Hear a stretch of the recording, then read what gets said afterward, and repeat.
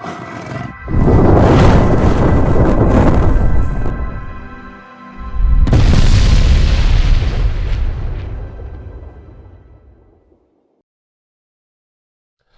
so for tonight's question, we're going to start on a really positive note. Okay. If your characters were to pass away, and you were not able to be brought back to life because, you forgot to slip me a 20 underneath the table, where would your what are your characters' wishes for their body? Right? What are your characters' wishes for their remains? Okay. We're going to go ahead and start off with Colin. Let's see. Brock, I would imagine, because he's, I don't know, he has a lot of pride in his military service. I would imagine, if there's, an equivalent to, the Arlington National Cemetery outside of Rote, that would probably be where he wants to. Of course there is. What do we call it? Oh, God. Let's see. The Bear's Rest. Oh, absolutely. Oh. The Bear's Rest. The Bear's Rest. And what kind of people are buried in the Bear's Rest, would you say? I imagine, it's mostly, the nice plots are for, military officers, but there's, it's in an area where it can keep expanding outward. Yeah. Because, most of that region of Breland is, farmland, basically. Yeah, which is particularly useful after the day of mourning. Yeah. So, yeah, a lot of unmarked graves during that time period. Yeah, absolutely. The Bear's Rest, I love that. Okay, let's go ahead and move over from Brock. We're going to now move over to Sarah. So, having already faced death before, she kind of is pretty flippant about it because she's actually absolutely terrified of death, but doesn't think she's going to die ever again because she's going to live forever. So she her best funeral is going to be somebody making her a literal Jack in the Box, to where she is laying in her coffin and that every visitor comes up, pushes a button, and doesn't know, and she's going to pop back up into sitting position. That's yours. I'm not going to pretend like you made that up for D. That is literally yours. 6D. That is actually yours, Sarah. That is your actual one. Yes, your character and you are 100% aligned on this exact same thing. I mean, yeah, she's terrified of death, so she makes fun of it in every way, and everybody has to have a good time. Why would we want to be a downer about it? Let's have fun. Fun. Okay. All right. So you guys were the fools of being upset when she died. She came back because you didn't get the joke. No. I didn't have a joke yet. She didn't. That's what I'm saying. She's terrified. Oh, now she has the joke. Yeah, she's terrified of death. She's experienced death. Doesn't want to go back to it. So now she's just making light of it every chance she gets. Wonderful. I love it. Okay, we're gonna go ahead and go to Colton. Colton would probably like to be buried back where he was buried the first time, and I believe it was Holden's tomb. Mm-hmm. Yeah, Holden's tomb. It's on the east. It's a necropolis on the east side of Sharn. And he was, ironically, well, not ironically, he was originally buried next to his mother because she died shortly before he came back. You know what's interesting about Holden's tomb? It is said, actually, it is probably the I call it the lesser necropolis compared to the bright and shining light that is dragon crypts, which are typically for the more richer members of the society. I mean, to not end up being cremated in Sharn means you must have at least some funds. Holden's tomb, though, has kind of a reputation. There are rumors that a great and terrible spirit haunts the area and drags souls off to the keeper, in fact. Oh! Why would those rumors start up? That is a known thing throughout Sharn. So it's ironic. It's interesting that you came back there as a follower of the Keeper. Mm-hmm. So, All right, wonderful. Okay, well, Colton just wants to go right back to where he was. Right back where I was, man. They already saved a Still spot warm. for me. Still warm. I don't want my parents to have to learn another gravesite to go. Exactly. He No, just throw him goes back back in. and falls back in. I'm going to sleep now. Like Billy from... If they ever have to exhume my character's corpse, I want it to be where my dad expects it to be. Exactly. Please don't do it until I die again. Okay. On that super chipper note, we're gonna go ahead and move to you. Adelaide would want to be buried in the family mausoleum. In the family where is that at? Well, would members of the Dragon Marked House be in that upper enough to be in the Absolutely. Yeah. Dragon Crypts? Yeah. Yeah, absolutely. I mean, yeah, they are considered lords. They're just a special classification of lords. But the main higher ups, not just anybody in the Dragon House, but you have a Dragon Mark, which would have definitely was a fast track to that. Unfortunately, you've been exorciated. Right. Yeah. So I don't know if lore-wise, if members of Dragon Marked houses, like if House Orion has specific places where all House Orion are buried, or if it is more familial, like my dad's house. You tell me. You know the house better than I do. I think it probably is. There is like specific plots, which I don't know if they're completely controlled by House Orion, but I do think that House Orion members, when they get family mausoleums, probably they're in like a similar area together, so communal. So while I don't know that they could completely ban me from being in my family's personal mausoleum, like there is still some if it is run by House Ryan, or if House Ryan has any say, they absolutely would. I would say. I don't know if this would be something that they would run, or if it's just a communal, unofficial communal like. Well, here's what I'm trying to point out. For all intents and purposes, you are not a part of House Orion in any way, shape, or form. You're not a part of the family at all. Your parents love you, and your dads love you, and they want the best for you. But but officially, you have no place in anywhere where the family I'm asking about the separation of. When I talk about family, meaning my dad's, and Sure. family meaning House Orion. Yeah, I would imagine that if your fathers wanted to be buried within House Orion plots, you would not be able to join them. So they would have to make the decision of whether to break off or not, or you would have to find a way back to the good graces. So is what I would imagine would have to happen in that situation. So. That's a fun, positive note. This is a good question. This is a great question. What a strange question. Well, speaking of horrible death horrible death and lost family members, let's go ahead and talk about what's been happening in this game. Okay, so you guys have infiltrated the lair of Dask, deep within the secret district of Sharn called Kyber's Gate. There, within the lair of Dask, you have a event is happening. A weekly gladiatorial fight seems to be going on, much to the joy of some of the less savory characters who frequent the Dash Stronghold when invited, lured by the promises of entertainment, cheap beer, and lizard on a stick. Yeah.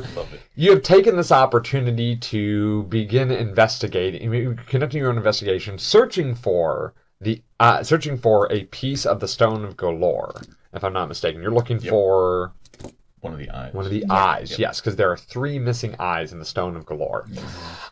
So as you are searching, Cassie. Adelaide has pretty much spent most of her time in the auditorium herself. What has she discovered while she has been in there? So where's my paper? I will be asking all of you the same question. So things that we've learned are the frequency with like how often the pit fights occur. and how many there are, sort of understanding how the setup goes for the pit fighting. Excellent. To Okay, understand the schedule. Got a schedule, sure. She also has found out that one of the sort of popular pit fighters, Honey Creeper, is in fact the woman with the blue braid, who is responsible for the death of Valance. Your mentor. Yes. Yes. Who died long off camera. So if you're wondering what happened in that episode, you didn't see it. The woman with the blue braid also has an aberrant mark. And was wearing the emblem of House Turcanon. We also met Tonic with a K, who seemed to be a bugbear teenager who got thrust into the pit with the Honey Creeper. But and whose idea was that again? That was RJ's. That was RJ's. And that landed RJ in some hot water, didn't it? Yes. He is now a personal guest of Harash, Amerigo, and Kavala. Yes. It seemed like he was going to quickly get his ass beat. However, Adelaide did realize he was much more adept at fighting and had an acrobatic flair that comes with training, not dumb luck, meaning this gangly teenager ruse is just that. Yes, all right. So you have learned some great information there. On the other hand, we have Sarah, who Dee has been doing her own investigations outside of the arena. What are some important things you've discovered? So I have discovered this room that is being heavily guarded by these fish people, not Croatoa, but fish people. And I also have found this giant plug in the middle of the hallway that seems that it's monstrously big. And that it's going to take multiple people to move it. And then trying to run away from Amerigo, I've happened upon a secret door, went down inside, helped a halfling cook, kind of, let him, and then moved on and went to the true chefs, the kobolds, who then enlisted me to help them carry this absurdly large platter of food up into the into the receiving chamber for the meeting that everyone was attending. You also discovered something a little odd on your way to the meeting, to the audience chamber. Audience chamber, yeah. What did you discover? That there was the gnome that was hostage, the kobold. There was a secret trap door. You didn't say it, which is why I'm asking. Oh, okay. There's if you remember, as you were on your way to the ladder that you had to carry this platter up, the kobolds made you stop. Right. And something happened. Why did the kobolds make you stop? We were listening. They were listening. A creature that you could not see walked past you, and the kobolds seemed to treat this invisible person with much deference by stopping and being very quiet as they pass by. That is the part that, I would love for write that down. I didn't catch that at all. Yeah, I didn't catch that at all either. Yeah, Cassie definitely remembered. Yeah, I don't. Yeah, so. It happened. Okay, so invisible creature walked by. Yes, as it went quiet, you saw nothing but heard footsteps, and then you saw the ladder rungs bending as something moved up the ladder before you. I think you even heard her tell the kobolds thank you. Oh, yeah. No, I'm pretty sure that absolutely happened as well. Yes. Because I thought that was coming from above us in the room. So. Nope. Okay. Nope. So, okay. Say what? So we're learning things. The two of you. Well, the two of you have also begun your investigation. What have you learned? Well, firstly, we learned that Flutterfoot Zipswiggle is an interesting character. This little jester. Yeah, the little grayscale gnome jester who's been you've befriended him. He has started to lead you around. Where has he led you to? He has given us the grand tour. He led us to, let's see, I believe he led us to Nazca Erdray's chambers, and Nazca Erdray is the orc enforcer of Dask, from the way he described it. He showed us Amerigo's bedchambers. Weird, man. It was a little bit weird. Amerigo has maybe more admiration for Zendrick Minotaurs than is healthy. I mean, you could always ask him about it. A little bit. Yeah. We also discovered... He definitely goes to ZendraCon every year. Oh, yeah. Yeah, absolutely. Oh, yeah. We also discovered that at least part of this Dask holdout has been renovated and built essentially on top of what was once a temple to the Dark Sith. Yeah, that's a big deal. How does your patron feel about that? Oh, he ain't happy. I think we described it as, you know, when you've been in the room with someone, you're in a room with someone, and you can tell that they are just seething with anger. It's like that right here at all times. Mm-hmm. And that giant undead beholder that I snuck past used to be The old boss. the old boss here. Yeah, Zygel. Zygel. Zygel ran that temple until Dask came in.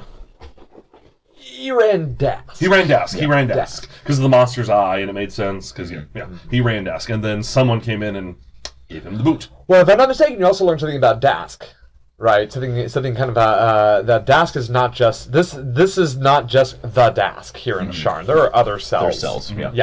Yes. We ran into a couple other staff members. There was a changeling openly wearing their like undisguised self. their That was natural that was brand. accompanied by a Grell. Who totally took a swing at me because I moved way too quick. Yeah.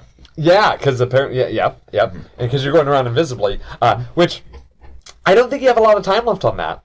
I think I'm down to maybe 20 minutes at most. So here's a question: you guys have found a number of different locations. If I'm not mistaken, you guys ended in the fishbowl room, which is fishbowl room. apparently some sort of private chamber Yeah. on Kavala. Have you guys found the eye yet? No. No. Nope. Oh. We Maybe you guys are Brock about to- did ask maybe at the very it's beginning to be led to Kavala's bedchamber because that's where he figured it might be, but the tour hasn't gotten there yet. It's strange. The absolutely whimsical, insane gnome didn't take you on a straight path. Just real weird. Real weird. Okay, so we're gonna go ahead and open up. The two of you are currently in the audience chamber right now. You see, when you enter the audience chamber, it's a large circular room about the size of the arena, but it's this kind of like large. Imagine kind of a large circular chamber with a kind of a dome, domed roof. You can see when you entered the space, you actually descended a flight of stairs, kind of like a flight of stairs, sort of like leading into the room. Making some cool entrances. The place is filled with people at this point as they're all streaming in from the arena. You can see that the circular floor here, it's tiled in black marble, and you see a gold mosaic of the monster's eye kind of in the middle of this floor. You can see one of those eye sensors up on the ceiling, sort of like peeking around there, Adelaide. You also see jutting from the ceiling is a bronze bell-shaped protuberance, sort of just kind of sticking out of the ceiling there.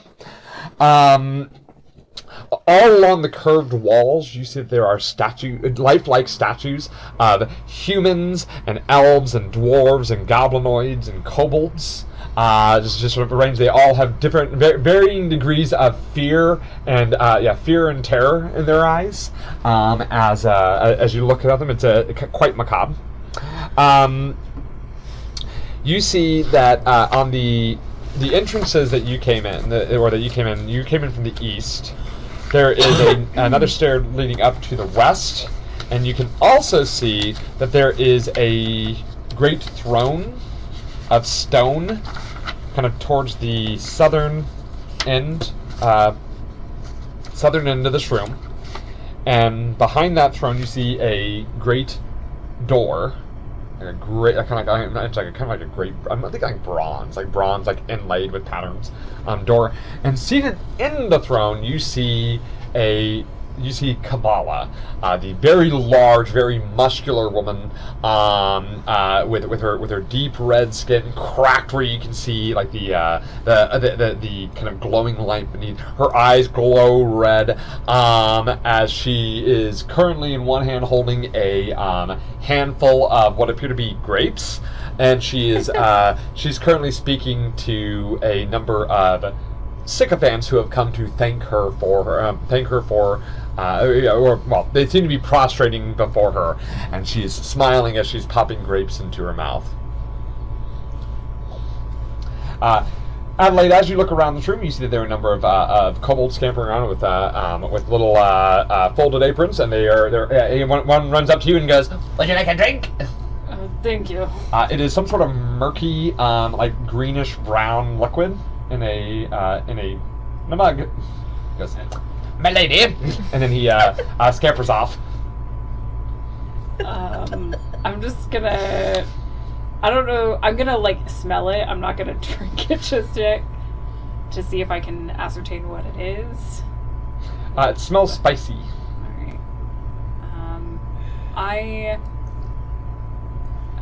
Is RJ still being like off with Harash and Amerigo? You don't see RJ. Okay, Oh, that's unnerving. Do I see? I'm guessing probably not, but there aren't any of the pit fighters that I have previously seen in this room. Give me a perception check.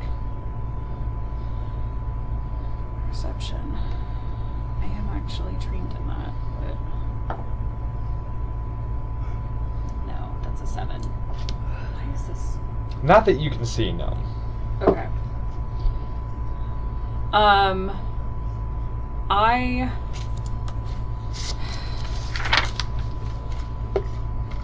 Can I kind of look and ascertain what that bell shaped thing, like what that is? I don't know if I can like move to get kind of a closer look at it. It is up there on the ceiling. Oh, it's on the ceiling. Sorry, I thought it was high on a wall. Okay. You're not sure what it is. It is a strange bell-like protuberance sticking out of the ceiling. Is Winkers still near me? Yeah. Mm-hmm. Oh no, I'm sorry. He's out in the hall. He's taking his lunch break. Okay. He's back out in the hall. He's taking his lunch break, and he's sitting out in the hall reading a book. One of the kobolds that's like running around with the trays. Can I sort of like, as they're offering food up, just add? You see a young woman walk by, actually, wearing the same. It's Dee, and she's dressed just like the kobolds are. Though sticks out like a sore thumb, as she is a much larger woman. I'm just going to give an eyebrow of thank you. What do you welcome. what do you serve her? I am serving her tiny, like, kobold-sized finger sandwiches. So they're, like, this big. Okay. But I have a huge mound. Like, I think it's absurdly big as I'm walking around doing this. Like, circulating with this plate of sandwiches. Thank you. A goblin takes a whole handful of them and goes, "Oh, I love these. The kobolds call them sliders. But you gotta really accentuate the S part. The S part. That's what makes me unique." And he runs off. And I'm going to try to communicate quietly, but so there's been some interesting updates. What? Well, there's a gnome that's stuck here that we now have to help because I feel bad and I can't leave him here. But yeah, there's someone invisible walking about. Was it Kavala? Because that's how she gets around to be flashy. I don't know. She goes invisible. Are you walking off? Yeah, I'm gonna be Okay. like, I'm a little bit embarrassed. So she's like, "Well, I gotta keep circulating. Come back later." Okay. Well, here is this opportunity to finally share information. Sarah, fuck that. So we're gonna just move on. We're gonna move No, to I was going. Okay. All right. inside the strip. All right. Fishbowl. 2 fish bowls. One's fish very big. bowls. One's more normal.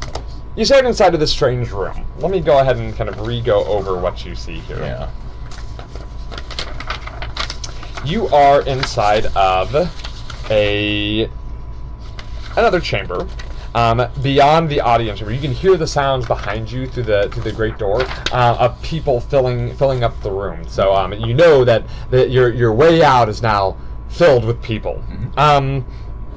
This room is lit by magical torches, much like the audience chamber was. There's a 30-foot high ceiling. You see these luminous violet particles drift through the air like mist. So you're kind of like in this little like short hall that opens up into this room. You see these luminous little violet particles sort of drifting through the air like mist. You can see that there is a giant 20-foot diameter fishbowl that just dominates this room. It's filled with water. You see that there's a small coral reef, a miniature shipwreck, and a sunken treasure chest. You also see that next to it on a pedestal is a smaller fishbowl. Standing over the smaller fishbowl is a goblin dressed in a nightgown with a nightcap, and he's sprinkling in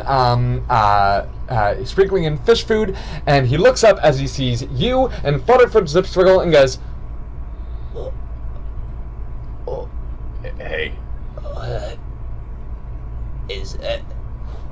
he kind of looks over at Flutterfoot and goes, you see him too? And Flutterfoot goes, yeah. He goes, yes, I do. He's right here. He's actually real. Or is he? And the goblin goes, don't do that, man. Don't do that. Don't do that to me. Kind of like puts down this little jar of fish food and goes, don't do that to me. Okay, I won't. What are you guys doing? Did you come to see the fish feed? Yeah. Yeah, come here, man. And he just like picks the jar and goes, Yeah, man. You gotta watch this. Okay. Yeah. I will approach the smaller fishbowl. That is wonderful. And what are you doing? I will also quietly approach the smaller fishbowl. I know Zipswiggle knows I'm there. This goblin doesn't know I'm there. Inside the smaller fishbowl, there's a very large goldfish in the bowl. Very Okay. large goldfish.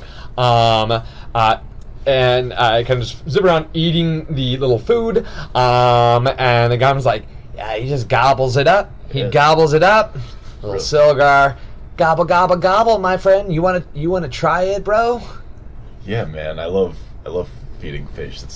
I'm all about it. As you look down at this jar and start to like grab something to pinch at, you notice that like the jar seems to like get further away, then closer, then further and closer, and you see that all those luminous violet particles are like landing on you. And I need you both to give me a Constitution saving throw, please. Oh no! Oh no! No, not bad. 15? 12. Oh. Oh no. I know they're there. I want to see what happens. I know. I'm also moving them so Yeah. they're not hidden between Sarah and I. They're our coins, ours! We're going to sleep. So you get kind of like going back and forth, like kind of like the sides are zooming. The room's kind of getting a little wobbly. Man, these flakes are weird. That's what you think you said. Yeah. But what you actually said was more along the lines of, whoa! As you have become completely incapable of speech. Of actual, real person speech. Okay. As your perception is quite a bit off. You hear this, he's kind of, you hear this and realize that, Oh no. Oh boy. Oh boy. Okay, so you start to feed the fish. Yeah. And the guy goes, yeah, like, what do you, like, Silgar, he's a good guy, ain't he? Uh-huh. Yeah. Yeah, man. It's just so comforting to feed the fish. I am going to try and, as subtly as I can, knock this container out of his hand, and not like something knock. You know what I mean? I'm trying to knock it out of his hand. Sure. The contents, I'd say, under the circumstances, the contents spill out all over, and they go, oh no, you're so clumsy, bro! Oh man, dude, no! Oh man! I got it. Starts climbing down. What did you say? He starts going down. He's like, no, come on, just scoop it in. Hold the jar, man. I'll scoop it in. What are you doing while they're going? Well, they're both clearly concerned with this. Oh my gosh, I am okay. He knows I'm here. I'm going to walk over to Zip Swiggle and go, "What the heck has happened to them?" Oh, it's the Phaedra spores. Okay, are they like high or something? Fuck yeah, they are, my friend. Oh my. Oh. Hell yes. Jesus. Okay. They're super good right now. So, should we maybe take him away from this? He seems to be having a good time. Yeah, he's a lightweight, I know. I don't know what to tell you, my friend. We're all here for a good time. Here for the not ride. a long We're time. here for the ride. Is this how you want to spend your time instead of getting high as talking to me? Because I know what I'd like to do right now, and he just saunters into the room. He continues into Phaedra's. Yeah, he wants to get high. He goes into the. He goes deeper in the room and starts like putting his tongue out. Yeah. I'm going to. Okay. Oh my god. Sit down. Yeah, he sits down and kind of. I pass the save, but I'm still gonna kind of like Brock, like try to whisper in his ear. Brock, man. What did you say? What did the heck come out though? Come on, let's go back outside. Let's get some fresh air. Come on. Am I able to comprehend what's being? You can comprehend him, but I think can't speak coherently. I'd be way cooler if you just spoke incoherently. Okay. Way cooler if you just did that. You're high as fuck right now. We need to get some fresh air. Give me a stealth check, because you're right down. He's on the ground right there with that goblin who's like trying to get there. So let's see if you do this quietly enough where you aren't heard. 17. Hold on, man. Do you hear that voice?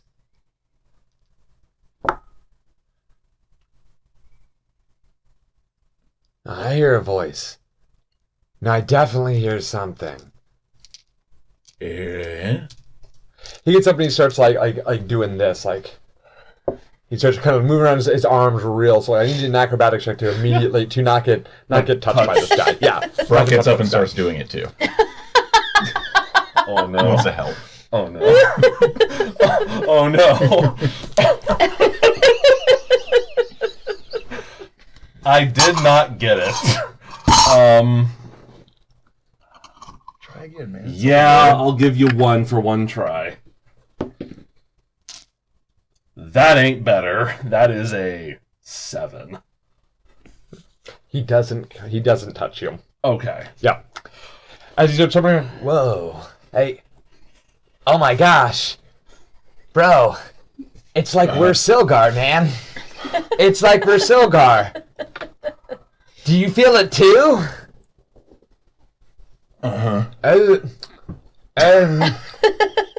He starts like eating the spores. Yeah, they're bringing them from the sky. Okay. As when, he's distracted and kind of like has his back turned. I don't have much longer on this anyway. I'm going to go ahead. Because it's just him and these two. You're running out of time on invisibility. What are you going to do? When the goblin isn't looking at me, I'm going to go ahead and drop the invisibility. And then go, there you are, mate.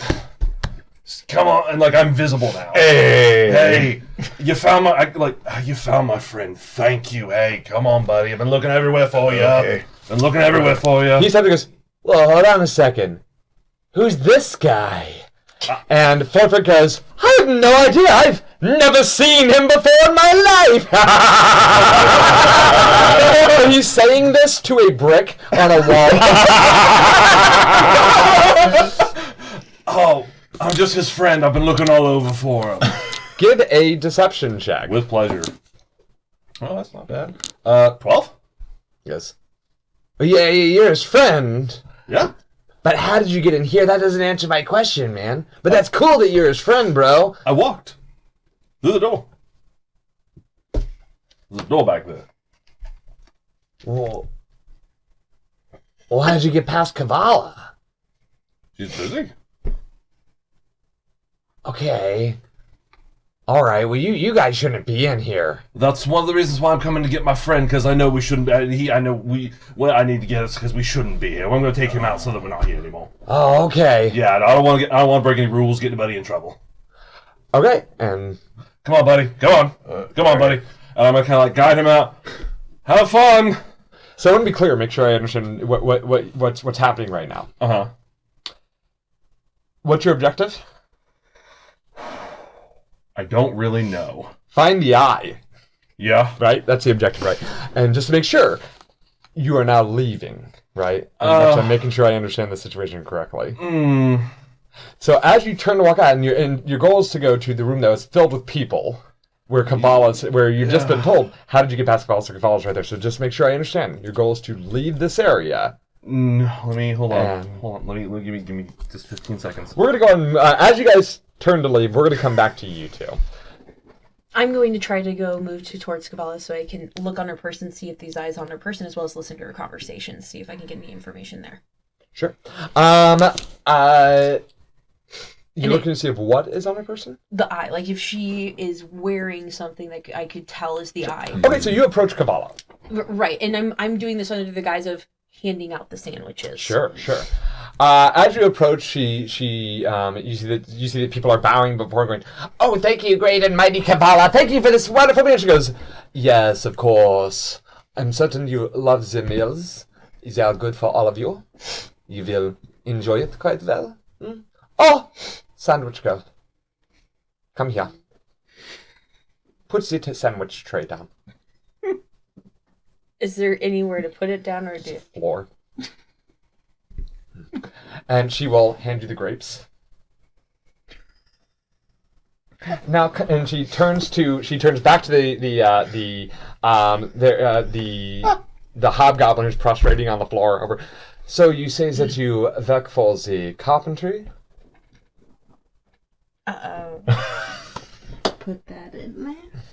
He goes, yes, Lady Kabbalah, I'm a carpenter by trade, and should you need any fine work services for your lovely abode, well, I would be more than happy to, but we're looking to expand certain operations. It would be good to have certain renovations done to some certain places, maybe outside of the area.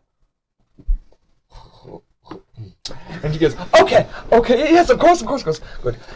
One of my men will be in touch with you to do such things, and you'll be handsomely compensated. Oh. And as he scurries off, she looks to you, and her red eyes sort of look to you and kind of look you up, and then goes, and as a slave. I'm acting intimidated by Kabbalah at this point. What is your name, girl? I didn't have one.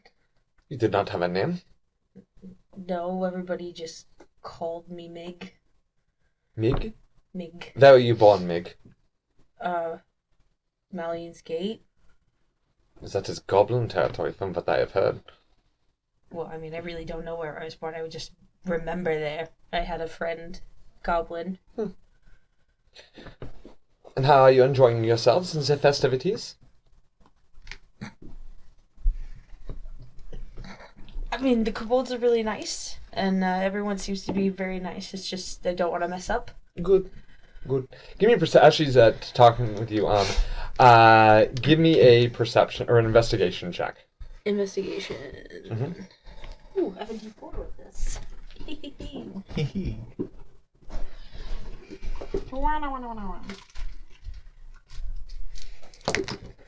Oh, I would like to re-roll that 3, please.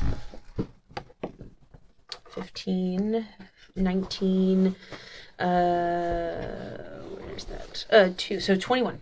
You see that she is clad in like flowing like black robes. She's changed, by the way.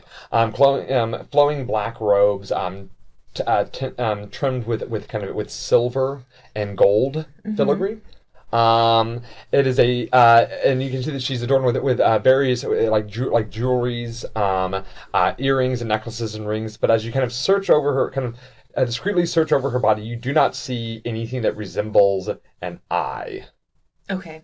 Okay, so as you look over Cavala, you can see that she doesn't have. You don't see anything resembling anything that like would be an eye, Okay. or like nothing looks like. Except for she does have like a big pendant of the monster's eye in like gold, surrounded by a number of other necklaces. But it's it's larger than the Stone of Galore is, in fact. Oh, okay. Okay. But it's an eye symbol, not a circle. So you don't see anything on her, and she goes, how does it feel to be the one doing the serving, human? Feels pretty normal. I mean, I'm from Malian's Gate. Not used to being the one getting served. Anyway. This is very odd. I've been under the impression that most humans avoided the Malian's Gate. You must be very, very rare indeed to have been raised in such a place. Oh, yeah. I don't fit in. I wouldn't imagine so. A human in Malian's Gate. Who would have thought?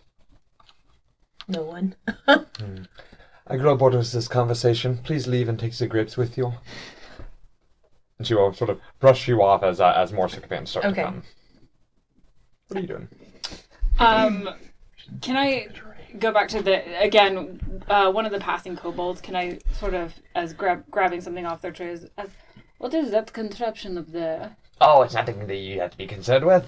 Is it Enjoy the refreshments. just it just looks like a giant bell. It does, doesn't it? It looks wacky as heck. Alright, take the sandwich. And he just scampers off. I'm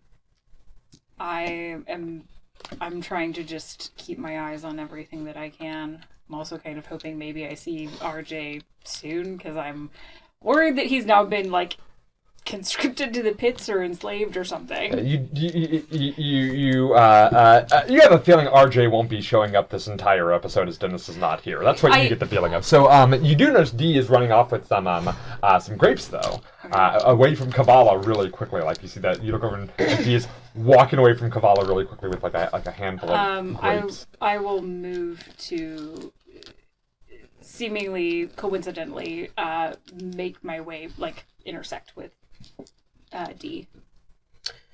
I'm trying to locate. Your sandwich tray, right? No, I have grapes. So you just left the tray on the ground? Yes, she said take the grapes, not the tray. Okay. She does in fact not have a sandwich tray. Yeah, so I'm not feeding you grapes too. What? Okay, so there's gonna be goblin renovations. I'm trying to see. I am grabbing the some grapes from her, so it looks like I'm doing something, not just talking to a slave. Ew. they're No, I understand. I'm looking around as she's doing this, trying to find the goblin that was talking about the renovations, because I want to try to figure out who he is. So he's right over there. You see him. Okay. Then I want to try to listen in on his conversations, maybe catch his name. I want to try to see if I can get some identifying information. As I'm pulling, I'm like... Will goes, hey, you guys can finally share information. Sarah, second time. Two middle fingers, walks back. We go back to you two. No, I'm looking... oh my god. We go back to you two. You can't do both at the same time. So we go back to you two. Right. You start to feel your faculty starting to return to you. As I'm kind of pulling him along, like, come on. You know, actually, I'm so sorry, mate. Before me and my friend go, that's an awesome, like, giant goldfish bowl. Yes, it is. And he's pushing up a ladder on wheels towards the kind of around the fishbowl. Like, does Cavala like have a giant pet goldfish in there? He picks up the goldfish in the smaller. He picks up the smaller bowl with the goldfish. And he goes, something like that, and he starts climbing it with the smaller fishbowl. Starts climbing the ladder. Oh. Who's a good boy? And like dumps this goldfish who looks massive in the smaller bowl, but significantly smaller in the massive bowl. Like just and so the goldfish starts to kind of just zip around the water in this massive 20-foot wide bowl. Does that little goldfish need that big of a bowl? And stops and goes, looks over to you and goes, Kabbalah thinks he does. Then it gets the big bowl. Gets the big ball. It gets the big bowl. Yeah, she wants it. That's what it gets. Well, it's really cool. I'm a fan of decorative. I thought fish. you guys were leaving. Oh, Kind of stops and looks at you quizzically. well, I was, but the fishbowl was just so cool. I just wanted to take a kind of a look at it. Oh yeah, no, it's super cool. Yeah. Hey, that stuff. What is that like? That stuff's really good, right? I point to like the fish flakes. Like he gets the good stuff. The fish does. Yeah. Well, I thought you guys said you were leaving. My bad, mate. My bad. He says a lot of stuff. I do. It's cool meeting you, bros, but I got some other jobs to do. Flutterfoot, get these guys out of here. You see Flutterfoot standing in front of the big silver mirror, which is right next to a bunch of curtains towards the back of the room. And he's just like staring at the mirror going, apparently he's involved in a staring contest with himself. Eyes just super wide. He goes, oh yeah, he's not moving. Oh, But this guy's good. Puts the fishbowl back. This guy's good. Starts walking towards the curtains. Turns around. You guys still there? as he like starts walking away, like when his back is turned to us. Bye. And does invisibility have any verbal or somatic components? I don't know if it does or not. Ooh. Oh, Yeah. verbal, somatic, and Let's make a stealth check. Let's see if you can do. You can do it while you may not be looking, but let's see if he hears you incanting a spell. whoop, that did one off the table. That is cocked. I'm so sorry. 13. He doesn't seem to notice. He kind of turns around and goes, "Where's your friend?" I don't know. This room is really weird. This is really weird. Does this happen? Does this kind of stuff happen all the time? Oh yeah, Kabbalah likes it a lot. Had it specially brought in. Cool. Yeah, all right. Yeah, Okay. it's a good stuff, bro. It's good stuff. Jesus. Okay, now that I'm invisible again, standing in front of this fishbowl, there's curtains with the mirror back toward the back. Where Curtains, mirror, giant fishbowl. fishbowl. In this large chamber with all these floating pink. Are there any other doors that I can see in this room? Any other chambers that lead off this one? Give me a perception check. I will give you a perception check.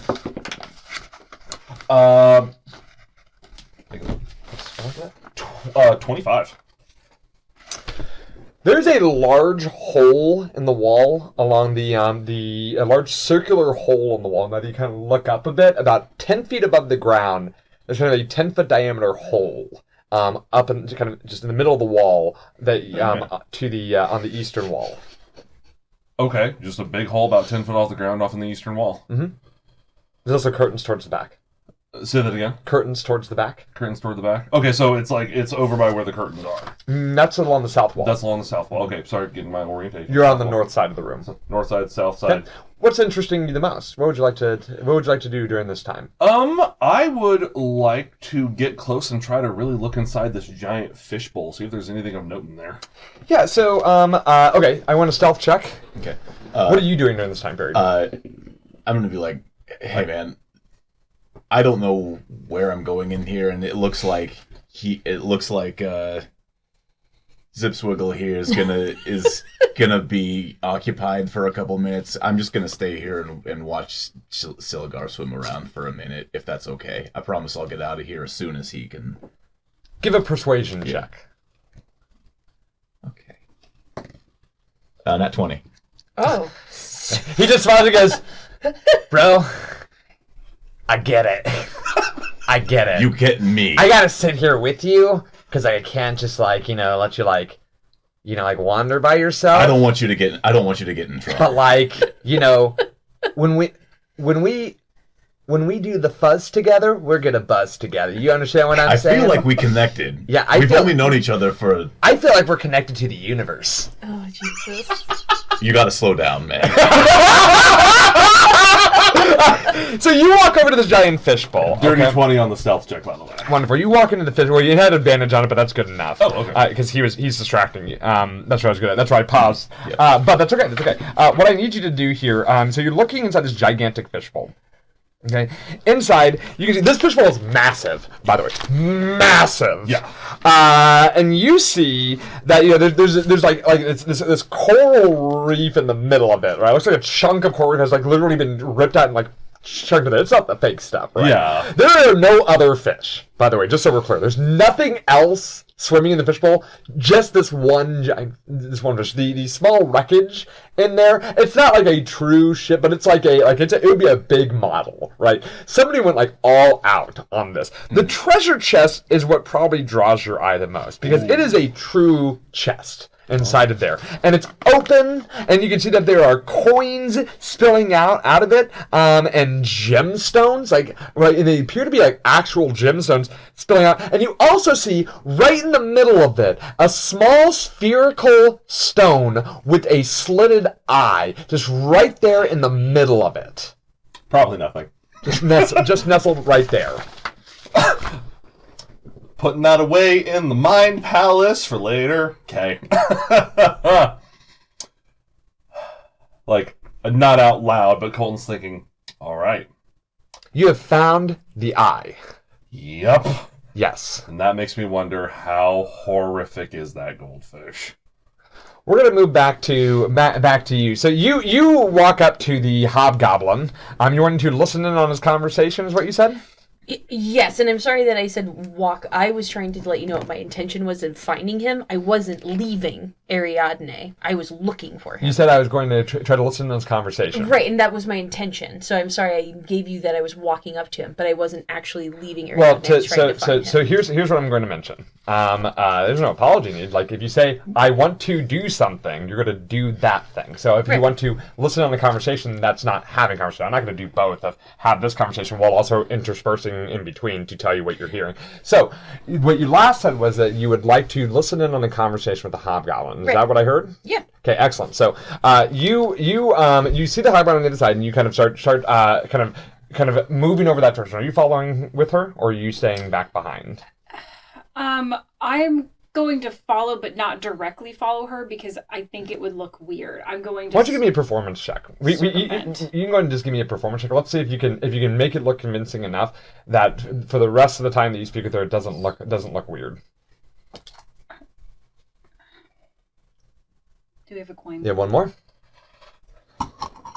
Oh, now he's got all the coins. I do. All that power. That's better. It is 23. From here on, any interaction you have with her at all will be unsuspicious the entire time. So no need to be concerned about it. You are well trained at this craft. Okay. So are you going in the same general direction as her? Yes. Okay, wonderful. So this hobgoblin is like talking to a couple of a hobgoblin and a large bugbear woman, and saying like, guys, I think we got ourselves a job. Cavallo wants us to do some special work for her. Special work. Are those grapes? Yes, I have grapes. And they all just lean forward. Oh, God. So I hear you guys have some special jobs going on. Those are real grapes. Oh, I didn't think. Special jobs? What? They gotta give you a weird look. Like, what's it to you? I mean, if you have work, I'd like work. They give you sort of a disgusted look, and then they walk away. Oh, No. great. As Why is the help talking to me? one of them says as they walk away. Yes. I'm gonna go up and grab a grape, and as I grab a grape, I'm just gonna whisper so that you can hear me. Your position makes you able to listen but not talk. Then go talk to them.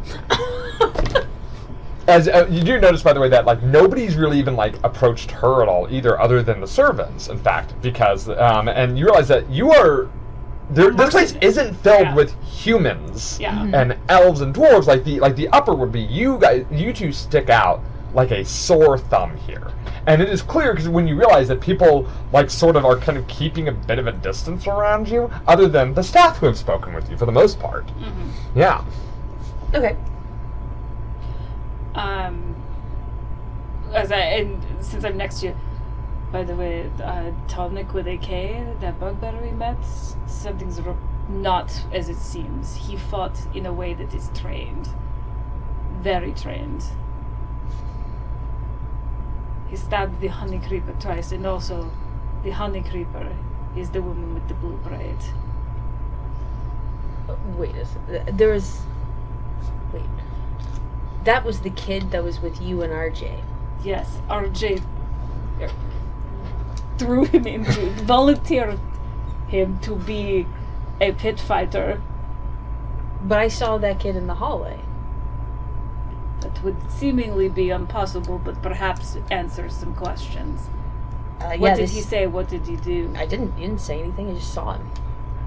But you saw him. What was he doing? He was walking, and he had talked to, have you seen the changeling guy with the floating thing?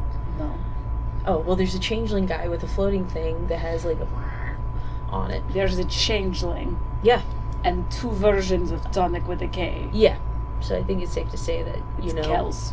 Botet. Kel has people inside. Probably this one with the, this worker with the Yeah. He's a mole. Yeah, no, I think so. And, but the issue is that we have an opportunity to come back here if we need to. We just need to get in good with them guys over there that are doing renovations. That might be a way for us to get in. Or we come in to watch another pit fight. I know, but I already look like I'm the help, okay? I've kind of blown this. I'm just looking for all avenues. Right. But have you found anything? When the next fight is, this again, it seems like you're not interested in the fact that the woman with the blue braid is here. I didn't know the woman with the blue blade was here. I told you, and you made no reaction. She's Honey Creeper, the pit fighter. The one that got beat by Tonic? Yes. Again, Tonic with a K is not a gangly teenager. That is an act. That has to be an act. I watched the way he moved. I watched the way he found a knife and stabbed her twice. Oh God! Before man, if it was anybody only could see 3 anything. times, that'd be great. She's here. Where? She's a pit fighter. Also, she has an aberrant mark. And the sign of Tarkanian on her clothes. Well, I need to ask him about that. It's another one, blue-haired girl, now Tarkanin. Great. And I need to find her and beat her booty. So she said she got wounded, right? Somewhere in this complex. She was wounded. She wasn't dead, though. They carried her off to, I guess, where they keep the pit fighters. I mean, there was one section I saw that was, like, heavily guarded. Maybe they keep all the pit fighters there. Don't. Maybe I will eat that. Gotta sell it! maybe they keep all the pit fighters guarded because they're not supposed to be fighters. There's so many questions that I have. Have you seen Colton and Brack? No. Not since everybody divided off. Okay. Well, shoot. Take this, please. I hand her the drink so it looks like I'm giving her something. Like, again, there's interaction. I don't want this. I go to... As you turn to find a place where you find yourself standing face to face with a tall, lithe man with golden scales and snake-like hair. And his eyes fall upon you, as you turn and sort of... his eyes fall upon you. You've met Harash before. Well, we've seen him. And he's seen you. Not in this disguise. Which is why I'd like you right now because it's been kind of a long evening, I'd like you to go ahead and give me your disguise checks again. Let's see how well those disguises are holding up. My hands are full. Sorry, quick clarification, because I was using magic on mine. Okay. Well, she was the one doing. I thought you did my disguise. But yours is a She practical. has a spell called Disguise Self. You Okay. have a disguise kit that was used upon you. She did it, yes, but you're going to roll your disguise kit now. Let's see how it's going to be a charisma. No, this is your ability to have maintained your disguise through all the things that you have done. So this is going to be intelligence, intelligence with proficiency in disguise kit. Okay. Got a pretty good shot at that. So I add my proficiency. What is the? I don't know how to roll a disguise kit. So it's intelligence plus. Are you proficient? Yes. In the disguise kit. Yes. What is your proficiency bonus? 2.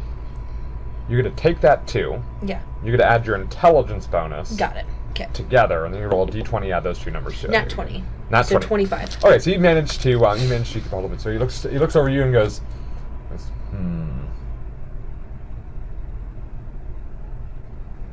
He's just staring at you. When, or you hold up a grape. Yeah, a snake. One of the snakes just go and like grabs the grape. I'm out of willing it. the whole bunch like out to his Yeah, a face. bunch of them just go. Bunch of snakes just start attacking the grapes. But Harash just stands there sort of passively like. Delightful. And he will just walk on past you.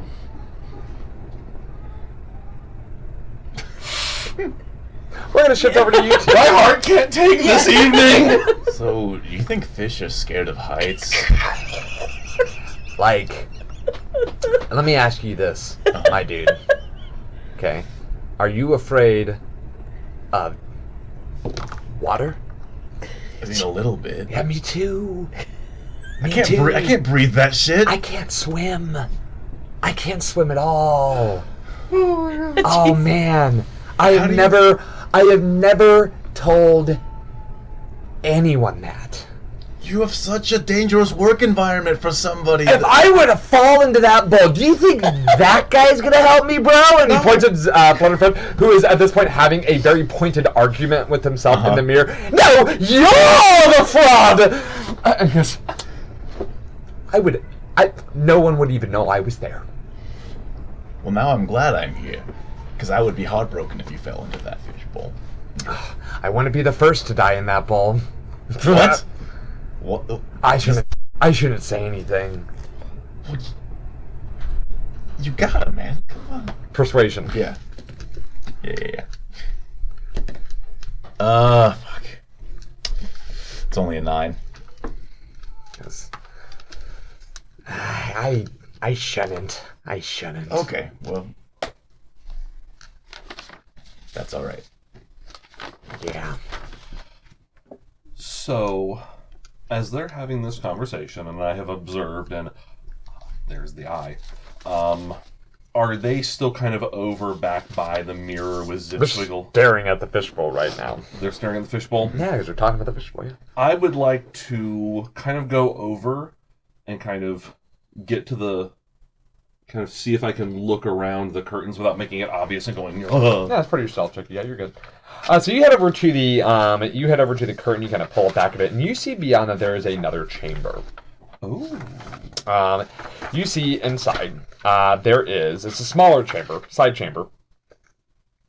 You see a large bed, a large, giant circular bed.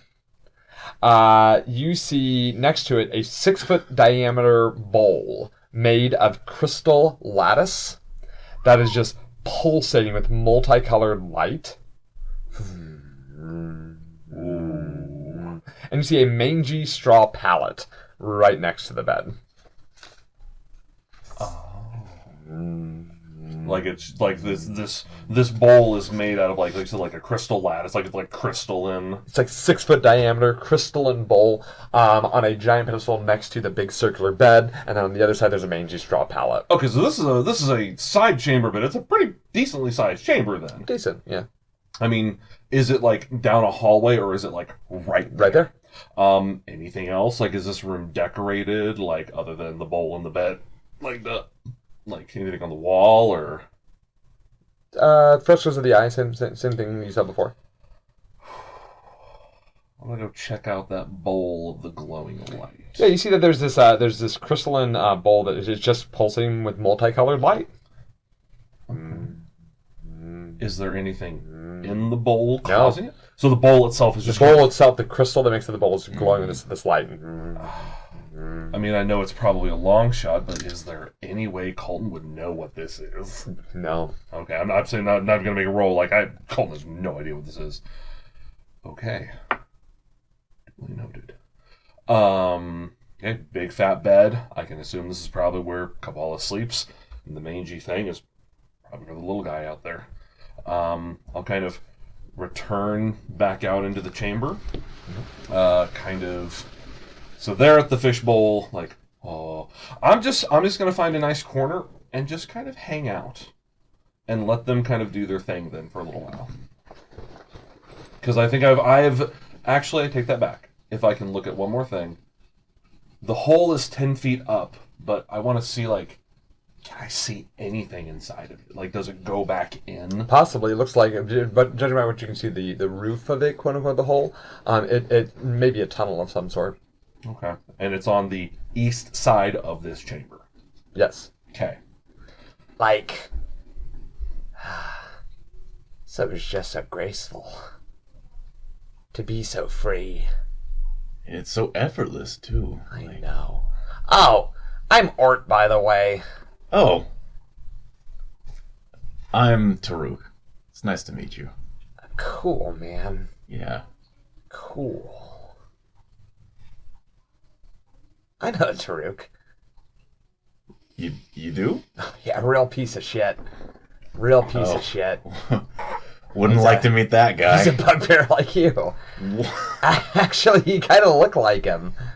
Really? Yeah. Man. Yeah, you... This world. Uh-oh. Yeah, man.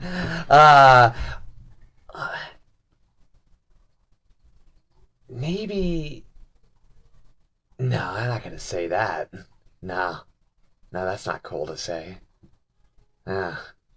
What? It's gonna be the thing that humans do. I was about to have a human moment. Maybe you guys are related, but you know, that's... Yeah, right. Always with that Always. stuff. Oh, every time, Yeah. man.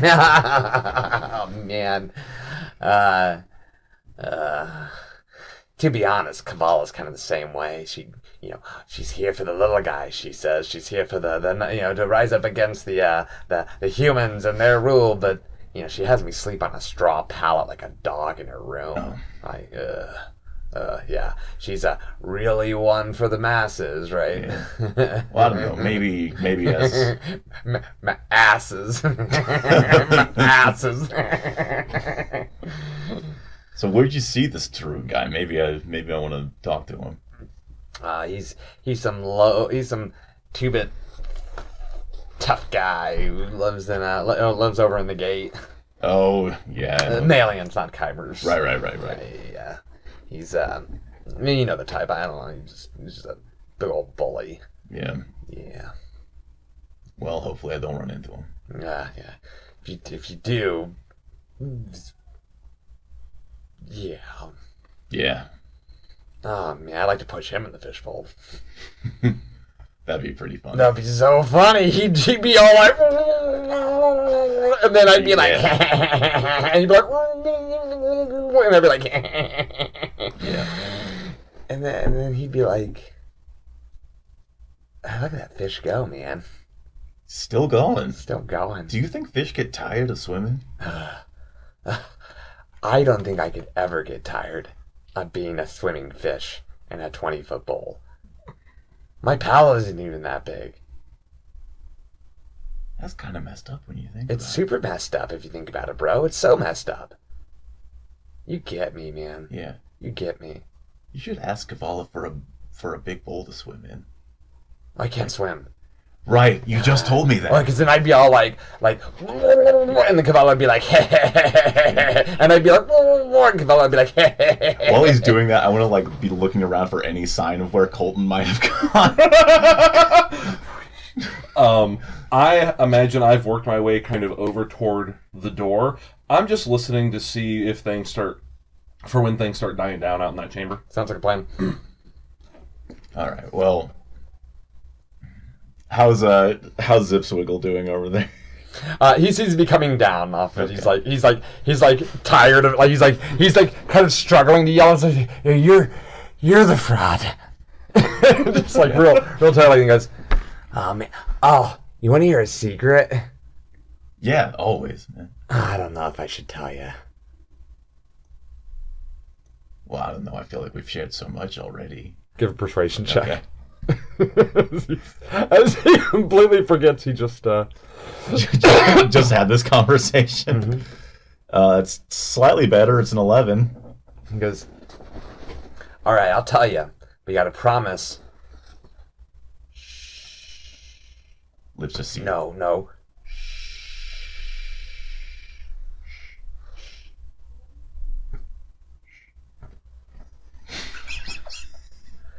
That's not even like... Selgar died. But he's right there.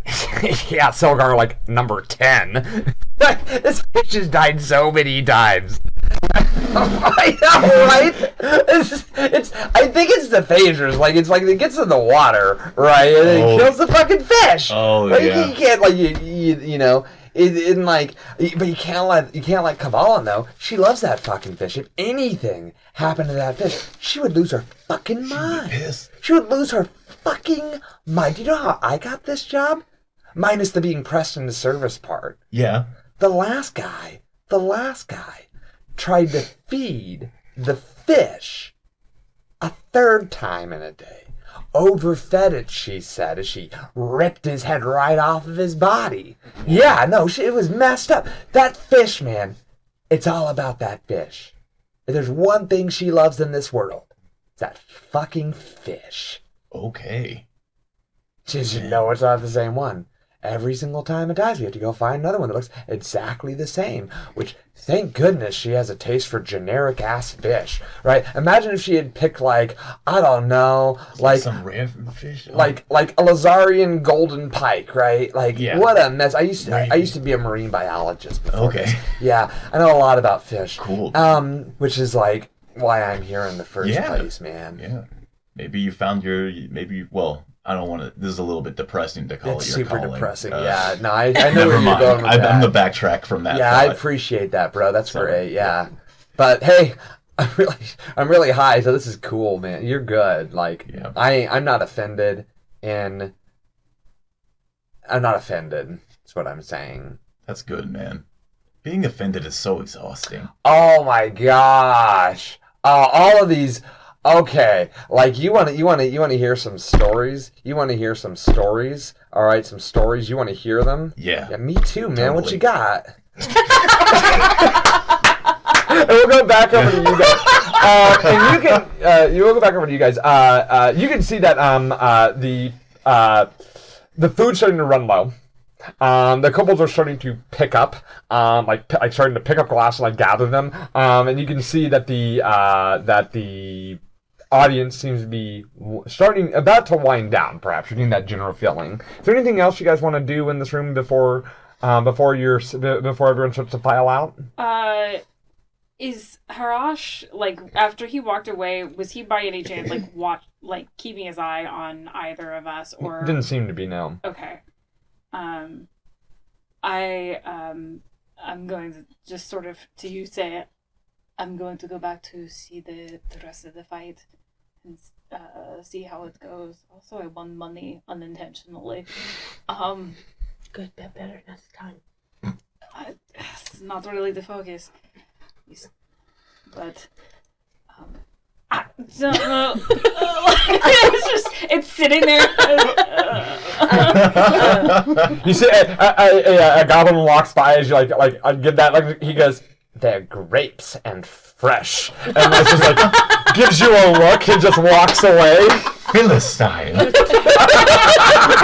Wasting good food. It's her putting it in my mouth.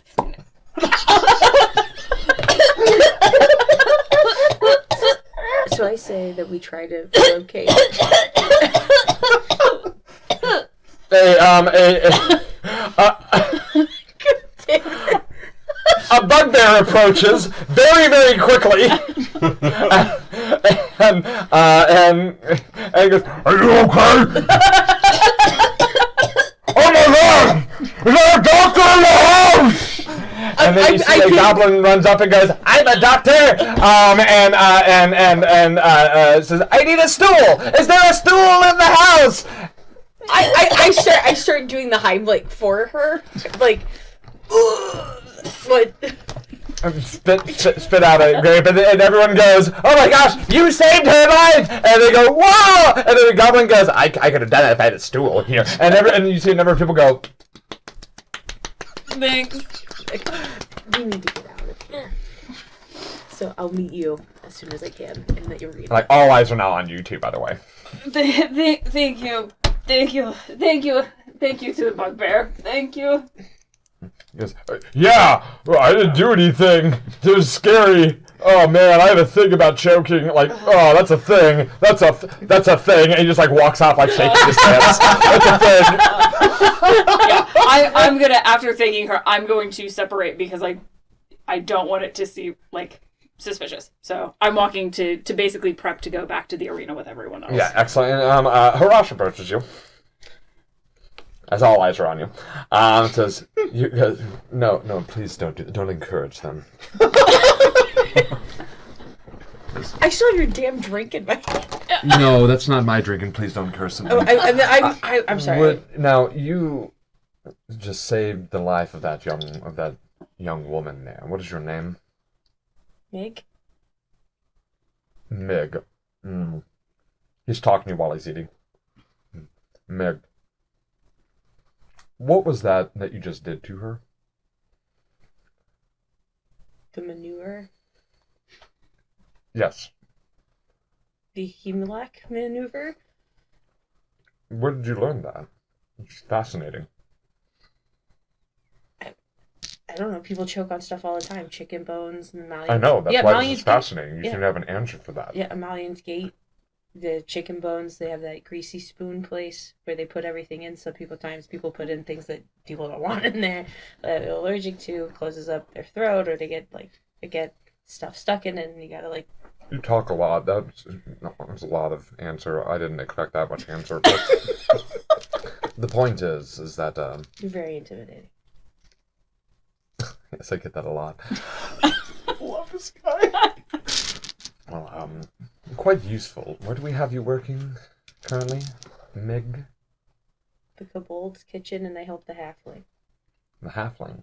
Yeah, the little guy in the cook place. No, I didn't know that we had hired a new cook person. No, I helped them. I mainly was with the Kobolds doing this. I was the only one big enough to carry the tray. We don't typically get a lot of particularly.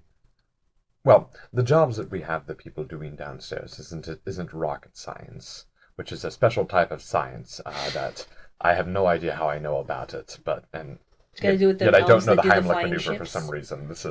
I'm very confusing myself right now. It's the jobs that they are doing. It's not exactly elemental dragon shard science, but it as a result, the caliber of worker we tend to get are not elemental dragon shard scientists. Do you catch my drift here? As much as I possibly could. Yes, excellent, good. You seem to be a sharp one. We may have better use for you. Okay.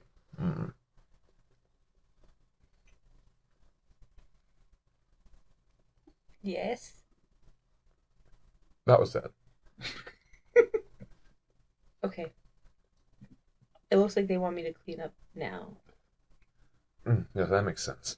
Sort of looks over and goes, Would you like a grape? Because one. And then they all start like fighting over it. Like his hair like goes up, and it falls to the ground. And he goes, "That's what you get for not sharing." And he walks off. Okay. You could be going places, Meg. You could be going places. And they walk up and you just see all this nature like trailing behind, like looking down at the grape that's like rolling on the floor by I'm itself. going to try to pick up the grape and like flick it to the snake. And that one single snake just smiles Wink. We can't kill him. That one snake lives. You have gained you've gained the thanks of a snake. I want you to write that in your character sheet. Okay. A hair snake. The snake, the thanks of a snake. Write that in your character sheet. That sounds like it could be like an actual blessing. As you do so, you see the rumors filing out, and you can see the number of kobolds are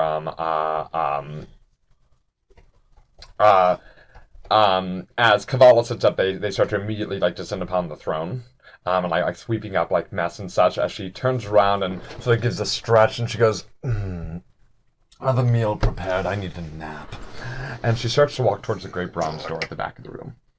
Jesus. Okay. Back to you guys. I don't And know the the worst right part term. is that they never even asked me when my birthday was. They never do, man. They never do. Do you know when my birthday is? Wait. Let's say our birthdays at the exact same time. Okay. All right, you ready? 1, 2, 3. Florian second. 2 days after mine, 4th of Florian. No way. That's the crazy. No way. Oh my gosh, we're almost twins. We're almost twins. What are the odds? Like 1 in 365. Yeah, that's okay. The odds are like pretty.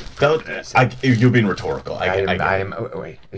Okay. Well, it seems like Flutterfoot's kind of coming down. Oh, I over can there. hear them. They're doing and the crowd seems to be dispersing. And he says, getting quiet. Oh, Maybe Cabala's gonna want a nap, and he sits up and goes, "Well, I need to get to my chicken. You get this swept up as she comes in. Otherwise, she's gonna be real mad, right?" Yeah. It's Good luck, bro. And he'll walk off, and Flutterfoot is kind of has passed out in front of the mirror. And what do you do? I'm just so tired. I'm gonna take a running jump up into that tunnel because that's the old I love it. yeah. I love it so much. Maybe by being elevated, I'll be slightly out of sight. What are you doing? Because you heard this. I am No, you hear that, and then you also hear the doorknob is starting to jingle. I shimmy away from the door as far into I want to be on the same, as far away from the door as I can get, and kind of be in the corner, next to the fishbowl and the wall, kind of Sure. wall. Okay. So you're gonna try to hide. Yes. Okay. So go and give me a stealth check. With advantage since I'm invisible, or just regular. Give me a stealth check. 16. Okay. Wonderful. What I do is I go off of your you can't be seen, so you don't need to make a stealth check to be seen. This is all about sound. Right, can't you hear me You don't shuffling get advantage around? when you're invisible because unless the spell says so, I don't think it does. I don't think it does. Because you can't be seen. Yeah. So, okay. Wonderful. I need you to give me. Do you have a climb speed? No. I need you to give me an athletics check. Okay. You could hear the sound of the doorknob jingling. Yeah. And Too bad. let's see how this goes for you. Love the way you phrased that. I love this. Okay. It's not bad. It's a 15. That is what you needed. There You needed a 15. Okay. You're trying to jump straight up 10 feet in the air, trying to get this, and without taking the time to really find good foothold. You just run, jumping, trying to grab Basically onto just the ledge. scrambling up there and getting out of here as fast as I can. Okay, you see, you climb up there. You see a lone tunnel, a black tunnel that just moves forward and then just dips. I'm sorry. No. It moves just forward. Just moves straight forward.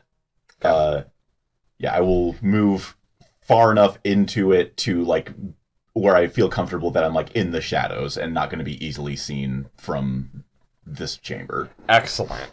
So you start to move down the tunnel. We're going to go ahead and move over to the door opens, and you see Kavala just sort of sweep on into the room. And she will walk in, and she walking in, and you can see her like door closes behind her. Where did you hide? Kind of like in the corner of the big fishbowl and the wall, kind of like down in there. Sure. And you see she sort of sweeps into the room and immediately walks up to the fishbowl. Mhm. And she goes, "There's my little guy. That is my little guy." And she like starts tapping the glass like tick, tick, tick, tick, tick. You can see the water like actually moves with that. Yeah. And you see the fish is just like and little Ort kind of skitters up and goes, whoa, Lady Kabbalah, we Silgar needs to rest. He's had it. Have you had your nap, my lady bro? And Kabbalah goes, I've asked you not to call me that. No, I wish to see Silgar. I wanted to see his feeding. And he goes, I already fed her. My lady, it was past the time. Well, the games were running behind. Why did you not wait? I don't exactly have much of a time clock in here, or anything as you imagine, Lady Bro, but I do have. He starts sputtering, and she just rolls her eyes and goes, fine. And he goes, what? Why are these flakes on the ground? They haven't been cleaned. Did you make a mess? He goes, oh, my new bro kind of like spilled some of them on the ground. And she stops and goes, yo who? He goes, my new bro. I'm sorry, yeah, you're not from around here. My friend. And she goes, I know what you mean. I am asking you, who are you speaking of? And he goes, Flutterfoot, he's over there, by the way. And she goes, sleeping again, what an idiot. Was it Zephadrus? And he goes, yeah, Zephadrus. He goes, has Flutterfoot not developed an immunity? I think out of pure spite, lady bro, I don't know. And he goes, anyway, you had someone else in here? He goes, oh yeah, my brother friend. His name was Taruk. He also had his bro. I didn't catch his name. She goes, there were two people in my chambers. And he goes, yeah, and you did not think to come get me? Well, no, lady bro. I was feeding the fit. And she stops and goes,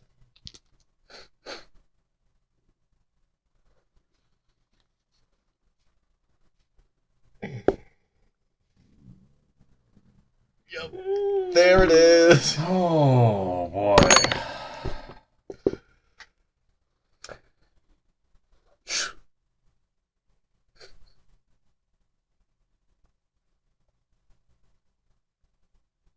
I smell something. It smells like grave dirt. And her eyes fall over the corner where you stand, and you see her eyes sort of narrow. And she starts to walk towards that corner. Okay. I need you to roll initiative. Shit. Oh no, we already have initiative. Yeah, we do. Yeah, we already did that. Because we thought ahead. Like bros. We're so smart. We should smudge bros. That's gonna be well, you get to go first. I get to go. She is walking kind of right towards your direction. What do you wish to do? I am going to try and quietly move out of the corner and away. Go ahead and give me a stealth check. Yeah. Let's see. Just gonna move around the fishbowl there. Nice. Dirty 20. Okay. All right. She will, for her turn, she will approach, sort of. Hold on 1 second.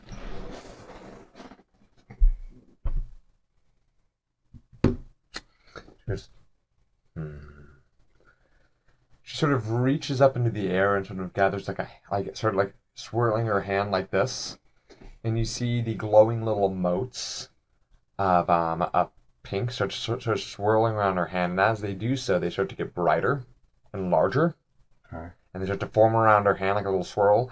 And then she snaps, and they all just streak out from her hand Uh-huh. as she casts fairy fire Oh, across the room. Shoot. What this spell that's a big does, fairy. It lights things. it on lights fairy anything invisible now becomes visible. fire. Doesn't it have to target something? No, it's an area of effect. Oh, how wide is that area of effect? Apparently pretty big. Yeah. It's Pretty goddamn big. it's pretty big.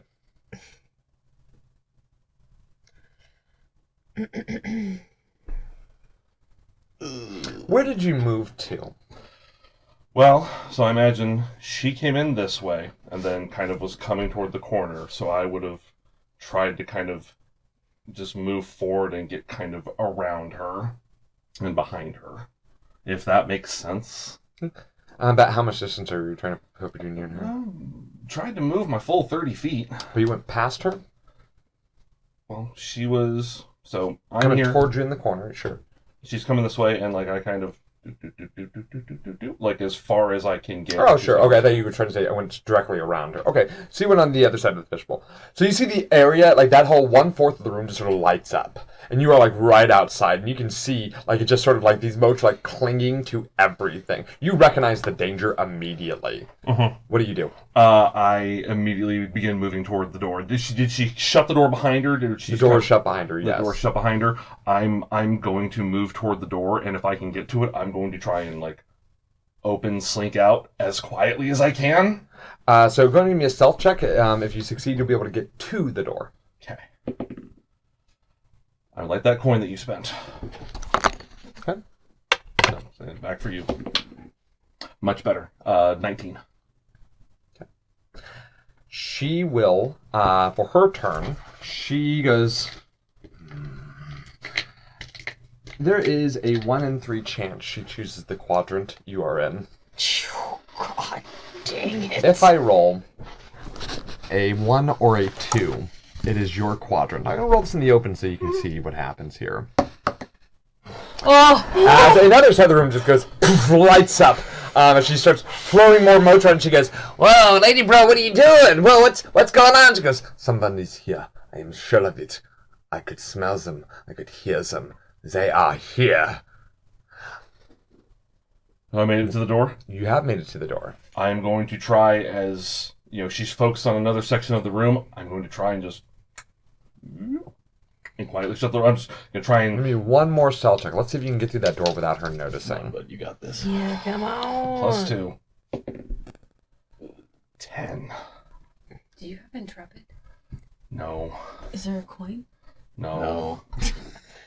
The door opens, but betrays you entirely by giving a great. Her eyes snap forward, and snap forward towards your direction. The door is open. You see beyond the chamber. People are starting to leave the chamber, but she's looking right in your direction. What do you do? Bolt. Okay, you get about 30 feet away from the door because you've spent your action trying to be quiet. Yep. You start trying to get out of there. She will rush to the door. She is going to. She rushes to the door. She is going to. With that 10, she can hear your footsteps as you run past. She is going to hurl Wait, hold on.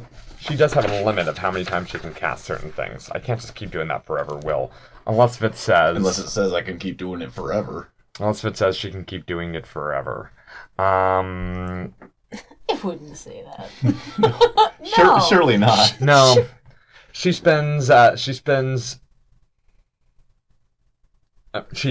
hurls and suddenly you are outlined. You are now fully outlined. Lovely. How long does it work? You find yourself completely shown here, and she stares down at you balefully. You no longer gain the benefit of invisibility. Bet. All those left in this room are like a number of kobold servants. At this point, they all look wide-eyed to see this man-like figure standing there with just this pink, just glowing outline in pink light. Brock, what are you doing? You kind of heard some. Yeah. I imagine you kind of heard something happening. You maybe went back towards the tunnel. You see Cavallo running out the door. You know something's going on. What do you do? Yeah. I think he is. I don't know how much he wants to directly get involved in that. I think he might see where this tunnel goes. Like, see if there's an alternate escape route for him. Okay, so you start to make you start to look for another way to escape. The tunnel is dark and long. You make your way along it. There's a slight descent to it. Uh-huh. You know you're going deeper, ever so slightly deeper into the complex. Okay. We're going to you. You're sitting about. She rushed in after you. She is right now about. I'm sorry. She's floating above the floor. Okay. Oh no. She's floating above the floor right now. Okay. She is probably about 10 feet away from you. She's like slowly approaching you. She's about 10 feet away from you. Her eyes are down upon you. Mm-hmm. And she sees you there. She's got this flowing black robe over her eyes. She looks beautiful and terrible as she floats above you. She goes, "There's nowhere to run, little cockroach. I do not know why you are in my chambers, but you will regret what you have chosen." I don't know what the fuck you want me to do here. Yeah, well, fuck, dude, I don't fucking know. What? Stress farts. What? Well, it's like you see, he just farts. Like, Okay. Fuck. So she's 10 feet away from me. We're in the audience chamber here, basically, kind of like right near the door. You're not right near the door. You're about towards the middle of the room. Okay. And each exit is probably, because this is a massive chamber, as it is the same size as it's the same size as the gladiatorial pit. 10, 20, 30, 40. You're about 40 feet, although 50 if we account for the fact that there's stairs from any other door. God, why the fuck did I not take Misty Step?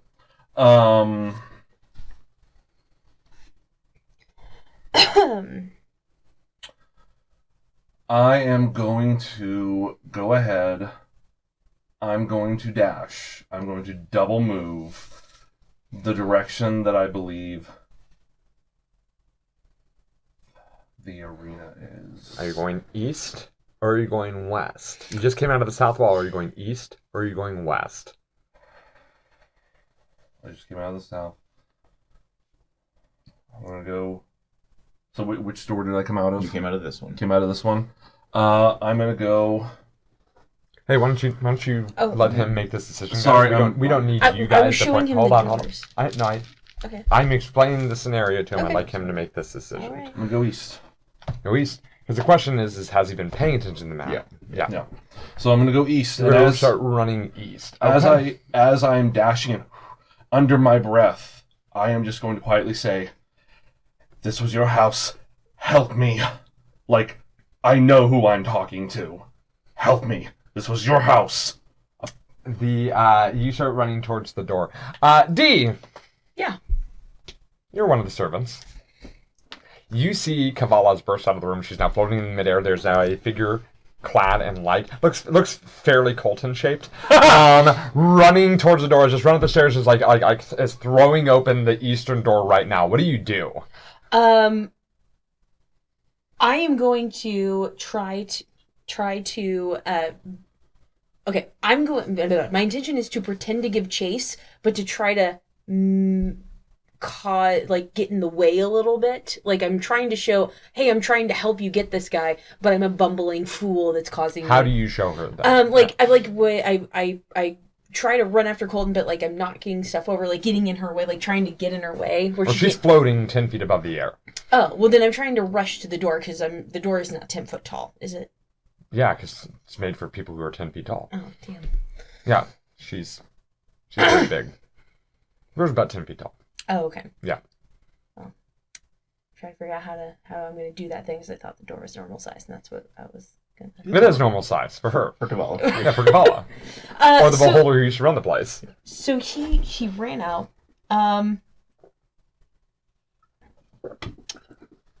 Okay. So you want to run and you're going to run and you're going to try to look like you're not helping, but you look like you're helping, but you're not helping. But yeah, I'm trying to help Colton by like trying to hang her up by trying to help, like look like a bumbling idiot trying to help. What is in the end? What do you imagine the end result of this is going to be for your round? Trying to give Colton either the help action or to delay Kavala's movement, like slow her down. Okay, so as if you like tried to grab him, but maybe instead push him through the door. Sure. I want you to give me a deception check. So you're gonna move dash to be able to catch up to him because he dashed on his turn. Move dash in your action. I need you to go and give me a performance. Performance. This is your ability to make it look convincing. Performance. Okay. I am not with that. Ooh, 18. Okay. This is gonna be opposed by her insight. Oh no. Got a cognac, you guys. Her eyes narrow as you start running forward, and for a moment, Colton looks back, and you, perhaps with like, how do you give yourself away? What small telltale sign gives you away?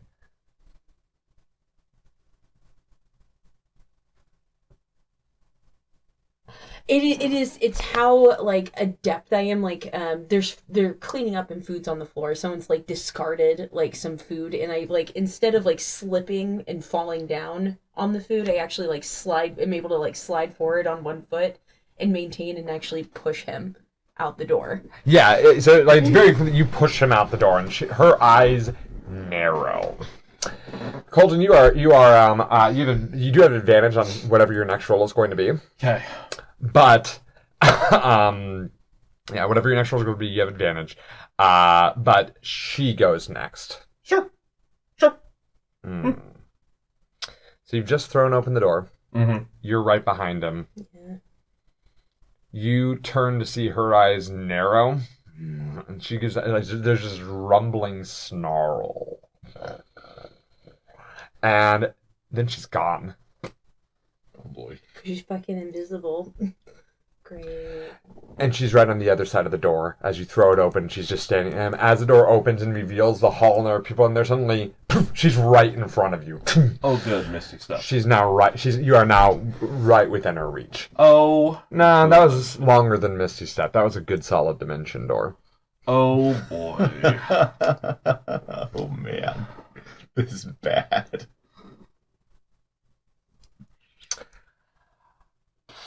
Adelaide, you're in the hall right now. I'm trying to make your way into the audience chamber when you hear a gasp and you turn around and kind of look back up the hall into the gray and foyer, and you see Kabbalah is standing there in front of some glowing pink man that looks vaguely Colton shaped. Tons of people are in this area. What do you do? I'm in like a throng of people, and we're sort of the throng of people's near Kavala. A bit of a ways, but they've all stopped to turn around and watch what's about to happen. So you're probably about 20 feet away from her. Okay, so I can't accidentally push somebody into her. Or, like, people are too far away from her. Is what you're saying. If you can push somebody 20 feet, you'd be able to do it. I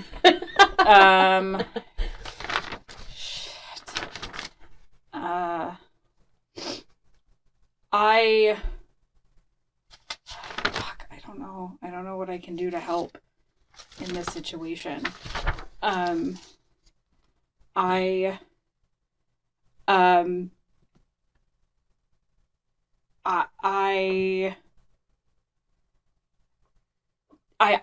don't know what to do. Okay, you freeze in your moment. And as you freeze, she's going to take a legendary action. She pulls back a claw and she swings. That is going to be a 27 versus your armor class. You're going to go ahead and take a grand total of 9 points of slashing damage. Wow. Thief! She screams. She yells.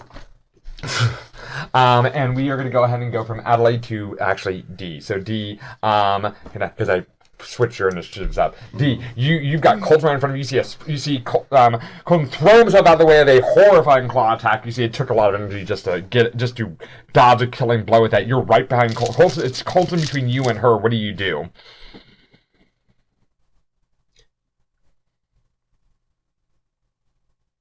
I'm going to start running away. Where are you running to? You know of the hidden trap door on the floor. You know of the. That's what You're gonna run back towards the hidden trap door. Sure. And then run. Sounds good. Okay. She's gonna take her second legendary action. She's gonna swing again with the claw. Oh, joy. That is gonna be a 23 versus your armor class. Oh, yeah. You're gonna take another 9 points of slashing damage. Beautiful. With astonishing speed, she swings again. She swings again before you're trying to gain your bearings, but she is on top of you. It's your turn. What do you do? Cast Bane on her. That's Bane. Okay. Boom, boom, boom. The spectral chains try to bind her. It's a, I'm sorry, it's Charisma? Charisma. Yep, sorry, I have my spell save written down. DC 14 Charisma save. DC 14 Charisma save.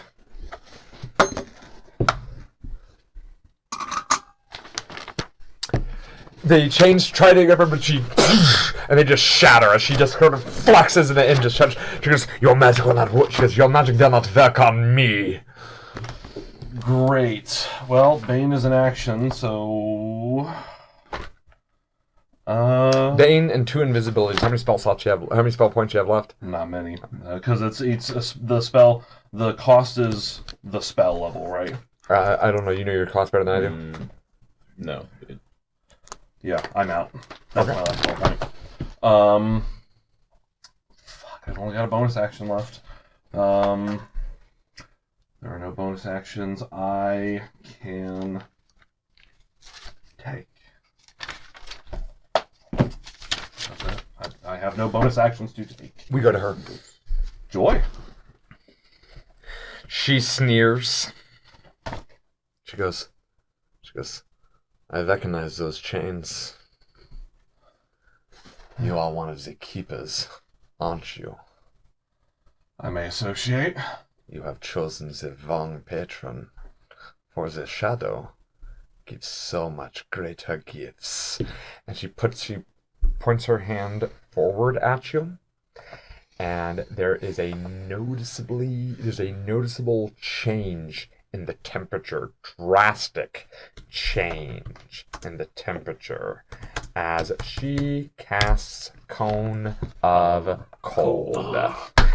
And a terrifying amount of cold comes towards you. That's going to be a Constitution saving throw. We have a lot of coins if you want. Yeah. It's fine, I'll just use it to max the damage. Oh, well, nat 20 for a 21. 15 plus 3 is 18. 19, 20, 21. 26. 30. 33. 38. Yeah. 38 points of damage. What was your saving throw? Natural 20 for a 21. You take half of that. You take 19 points of cold damage. Right. A number of kobold a number of the kobold servants who were like right behind you and like kind of like watch you go by and awesome just are flash frozen. Fuck! Do you still stand? Yeah. Okay.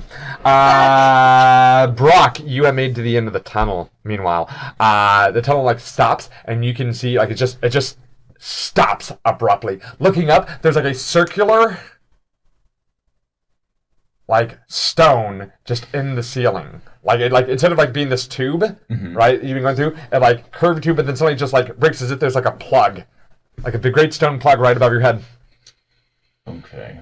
Well, this is a problem. And how tall is the tunnel? It's about 10 feet. Okay. Yeah.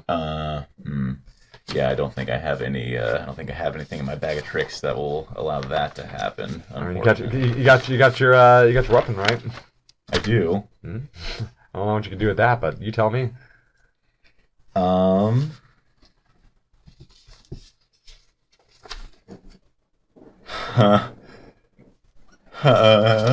Okay. I'll here's a question. Here's a question. Let me run this by you.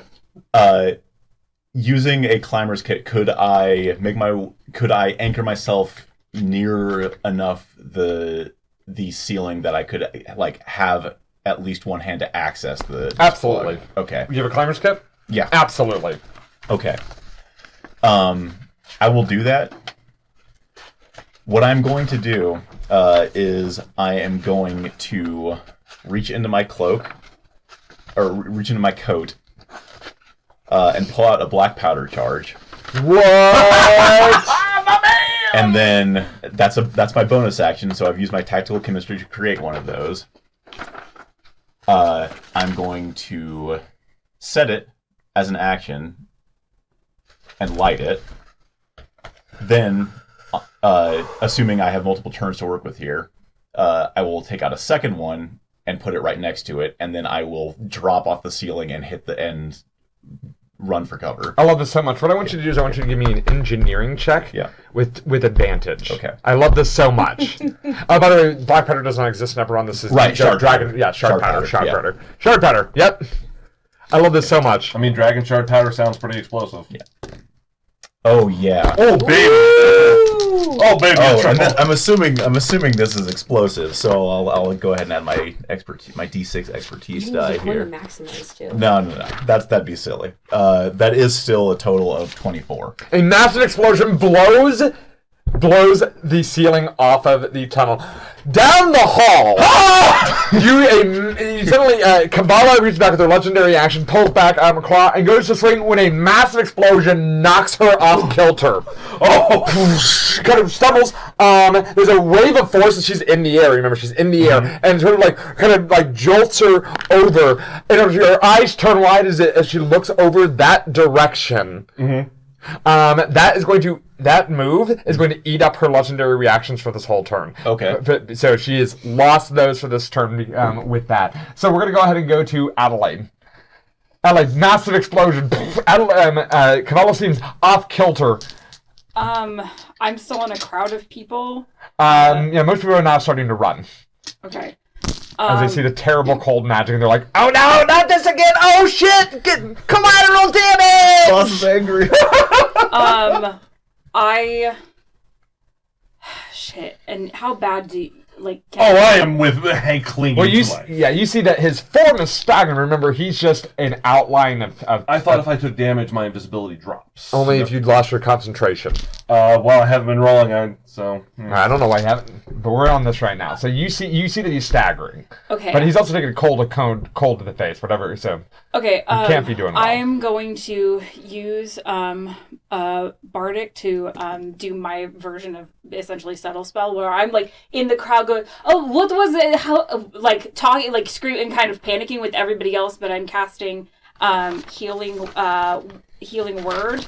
Okay. To Colton. I'll do it at second level. Sorry. Oh, shit. What? I rolled 2 1s. So that was... We spend a coin to maximize them. How many coins do we have? A couple. 3. A few. 3. Let's maximize that, so it would be 8 plus 4, so 12. Oh, you use 2 coins because you maximize D4, D4.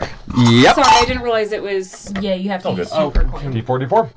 Okay, you spend 2 coins because you only get to maximize 1 dice. Okay, So I you heal 12. I misunderstood. Sorry. You got more hit points. You heal 12. Anything else you'd like to do with your action? I'm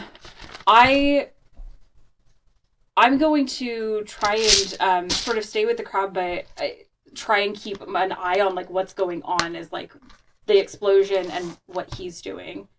So... They're all running back in to the for cover and back inside of the auditorium. Okay, can I try and I'm trying to take cover and hide in this hallway then? Sure, give me a stealth check. I'm trying to hide from the danger that's happening, but I'm sort of That would be a freezing. stealth check.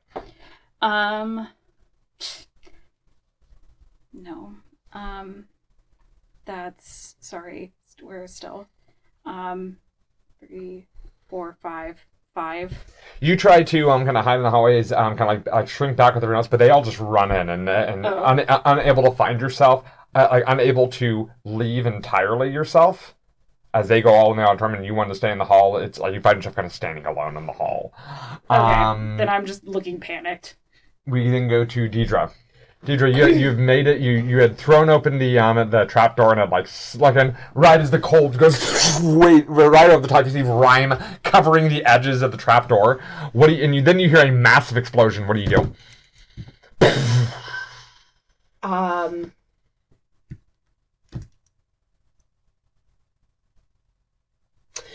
Dee is now. I think Dee's under the impression that this is the chance that they have. So she's actually going to pop her head out. Is the attention what's her attention? Where is you ran away from the door? You can't actually see her anymore. Oh, and so she can't see because she's outside of the room. Yeah. Right.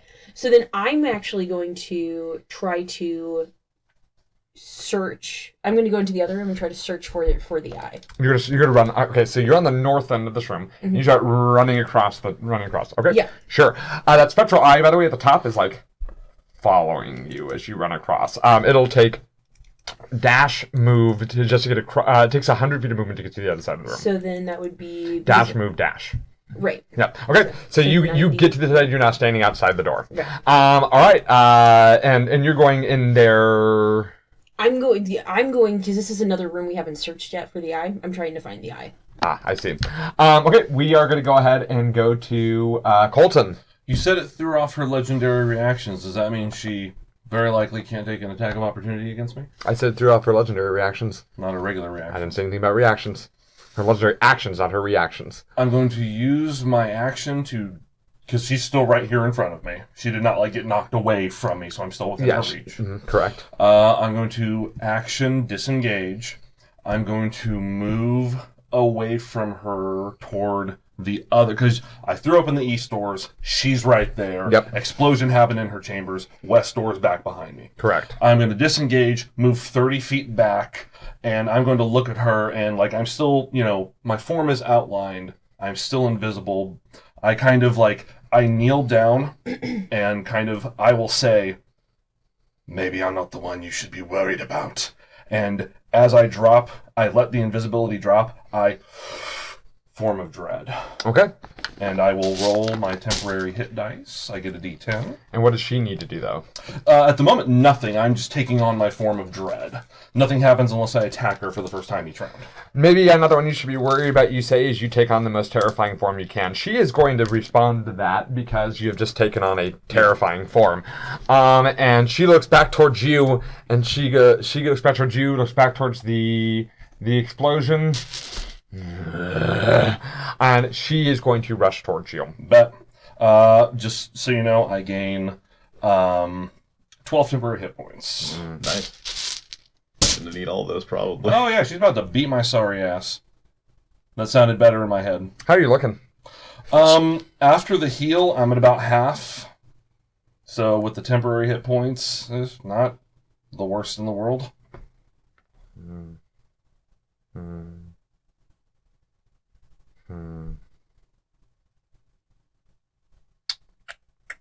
She's going to rush forward. Mm-hmm.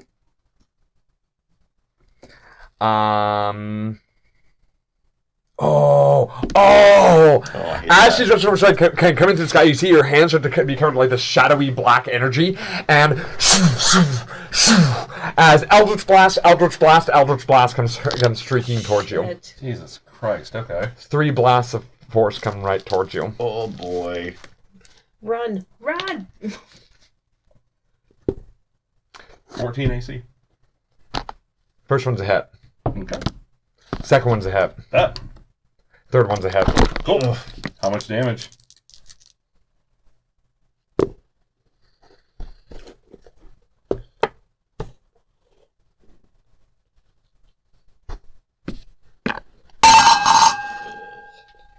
$24 points of damage. And then she's right at you. She's right over you again. Cool. She's hovering over you, just 5 feet off the ground now. She stares down at you and she goes, nobody goes into my private chambers. Nobody comes to take what is mine. I don't know whether you work for the Tarkanans or whether you work for one of the others who seek what I have, but you will regret coming here. You stupid little person. And we will go ahead and go to Brock. Brock, there's this smoke kind of clearing. You see now light spilling in. You hear some surprise sounds. You don't know how long you have until people descend upon this area where you've exploded, but what do you do? Got the climber's kit already set up. Yeah. I think he's gonna climb up and like poke his head out of the hole and see and survey the situation that he's created. So I like to imagine that as you poke your head out of the room, you can see you're like there's the great circular hall to your left, and then to your right, you can hear the sound of a confused. Yeah. Okay. Which way do you head? To the left towards the circular hall, or where you know, or to the left towards the gibbering? I'm gonna head to towards the left because I think that is the direction towards the spiral staircase to street level. Sure. You run out. You can see that big, great circular like grand hall, and you see Kavala you see the quick flash of Kavala rushing into the room with great speed, out of the hall and into the audience chamber with great speed. Okay, but I don't see. You're, fuck. What do you do? I think he is starting to run past the door. Stops, hears that, and turns. No, this is about 50 feet ahead of Oh, you. okay, Yeah. okay, I see. Then, yeah, he would, with the amount of movement that he had to climb, he probably had to dash to get up here, so he's just gonna move the full 30 feet down the hallway towards that. Rushing towards that direction. Sure, sounds good. We're gonna go ahead and go to Adelaide. Okay, You're sitting in so the hall. You're by yourself. Cavallo just rushes out after the explosion. You the hall is not empty. so she rushed towards the explosion. So the chamber. No, she did not. She rushed towards him into the audience chamber after the explosion. You're alone in the you're on the circular hall. You went into the hall to hide. Into the offshoot hall that leads towards the audience chamber. On the other side, or that leads towards the pit fighting ring. Okay, look right here. You're here. Okay. They are in here now because they ran in. You were here watching. Okay. Okay, what do you do?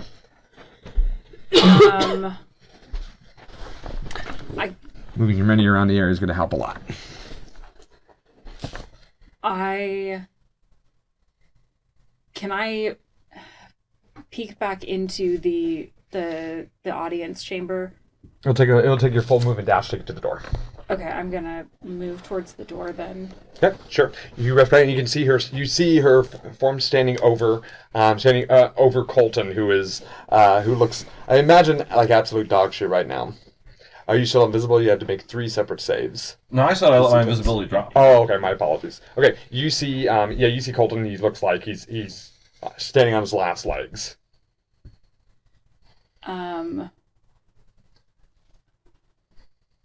Okay. Do me a favor real quick. Give me an insight check.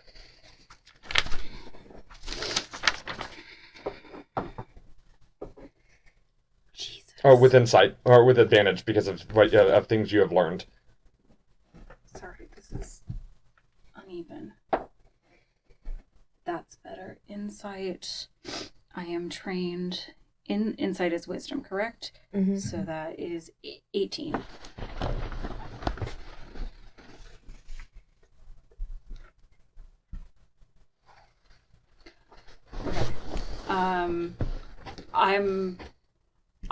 I'm gonna look like a scared audience member in like that I'm trying to figure out what's going on as I'm sort of frozen in place.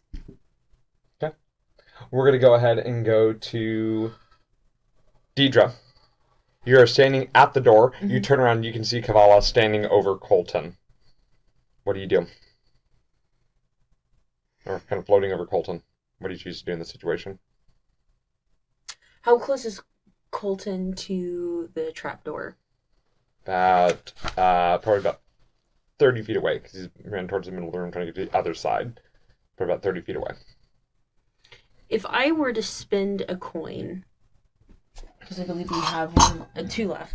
If I were to spend a coin, could I attempt to grab Colton, and slide us both through the trapdoor? What's your drag? How much can you drag? That's based on your strength score. No, I'm more talking about the speed. My strength score. Your speed will not let you carry a grown man. Your strength score will. My question for you is, how much can you drag? That is what's going to determine the answer to this. Okay. I have a 12 strength, so I need to look up the rules on drag. Part of your carrying capacity. Give me 1 second. You'd have to be able to basically drag 200 feet or 200 pounds. Okay. I'm gonna guess that's about how much you weigh with equipment. Yeah. Sounds about right. E5E. It's gonna be 15 times. It's gonna be basically, what is 15 Times times? your strength score 15 times 12. times, and then multiply that by 5 is how much you can drag. No, I can drag 900 pounds. That's at half speed. Okay. So he's about 50. He's about. It's gonna take a total of 100 feet to get 100 feet, or 90 feet to get back to where you were. Okay. Right. You would be able to drag him, but you'd move at half speed once you hit about. After 50 feet, you'd move at or 60 feet, you'd move at half speed. Right, and that's why I'm wanting to. I know I don't have the speed to get there. I want to use the coin to get. No, you can't use the coin that way. I told you it's going to be based purely on your drag speed. The coin will have nothing to do with this, so you will not be able to make it if you try to grab him and drag. It's based off of how much you can drag. You're not strong enough. It just is. So you can try to grab him and start going towards it. You will not make it though. Not all the way. Coin can be used for a reroll, a minor edit to the situation. And this is not a minor edit. This is changing your character's capabilities entirely. And it can also be used to make to get an automatic success on the death saving throw or maximize the damage dice. Just to remind how that coin works.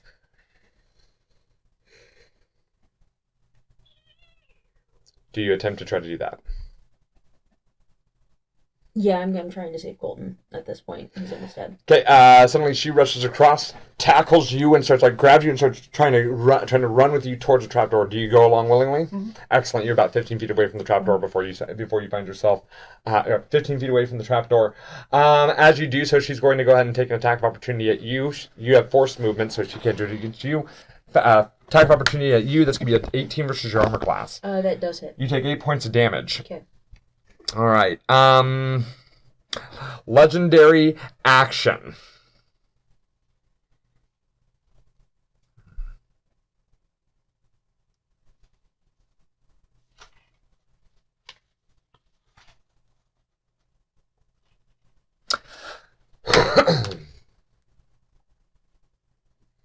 She sneers as shadowy tendrils from the ground start to like your own shadow starts to reach up and grabs you and pulls you into it. Okay. And she just disappears. You feel the same thing. Your shadow grabs you and pulls you into it. As Cabela looks over and sees you standing in the doorway looking frightened, pulls you into it, and suddenly you're expelled. You are now where she was. You are where she was. You're now across the room at the door. You're standing there in the middle of the chamber, looking frightened, standing right by Colton. Okay. She uses her dislocate creature ability to cause you to switch places. You're now about 90 feet from where they are at this point, or about 60 feet from where they are. Colton, comes to you. I move in front of Adelaide to block her, and I take the dodge action. Or I take whatever equivalent would be. Try to put myself between her and Adeline. Oh, Adeline, wow. Watching too much Dimension 20. Between her and Adelaide. Okay. Kabbalah sees you, and she starts to kind of float towards you. She goes, protecting the girl. Look at the little knight and blood-stained armor. And she brings her hand up to her mouth, and then unfolds. You see that there's just this glittering bit of sand in her hand, and she goes, "Sweet dreams." And sand just hits you. And how many hit points do you have left? You go down. Wham. Asleep How many hit or points do you have unconscious? left? You're asleep. 30, Well, same. Both. 33. Yep. As you just hit the floor. Bet. Asleep with a loud snore. And she goes, "This one will make a fine collection, or a fine member of the collection."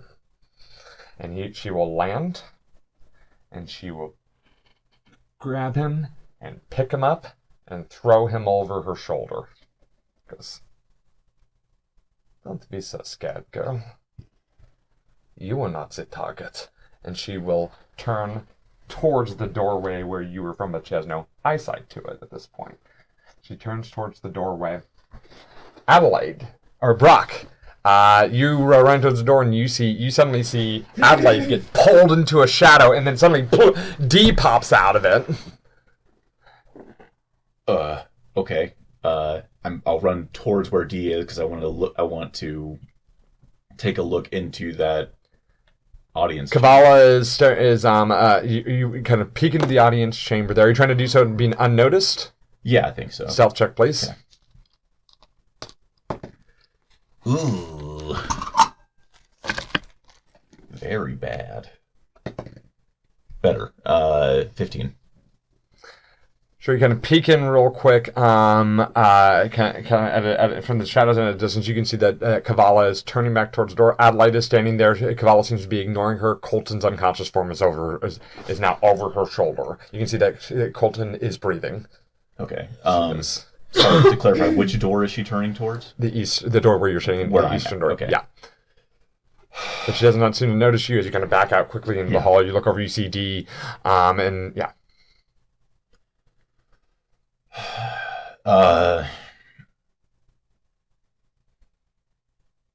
Quick decision. What do you do? I think we gotta go, D. Yeah. We could. Yeah. He is going to use his last use of tactical chemistry. Pull out a small small like wrapped paper package and throw it as hard as he can at the floor, and a plume of smoke fills the doorway in a 10-foot square. Fuck, that's cool. Yeah. Are you guys going to use that opportunity to try to escape? Yes. Yeah. Excellent.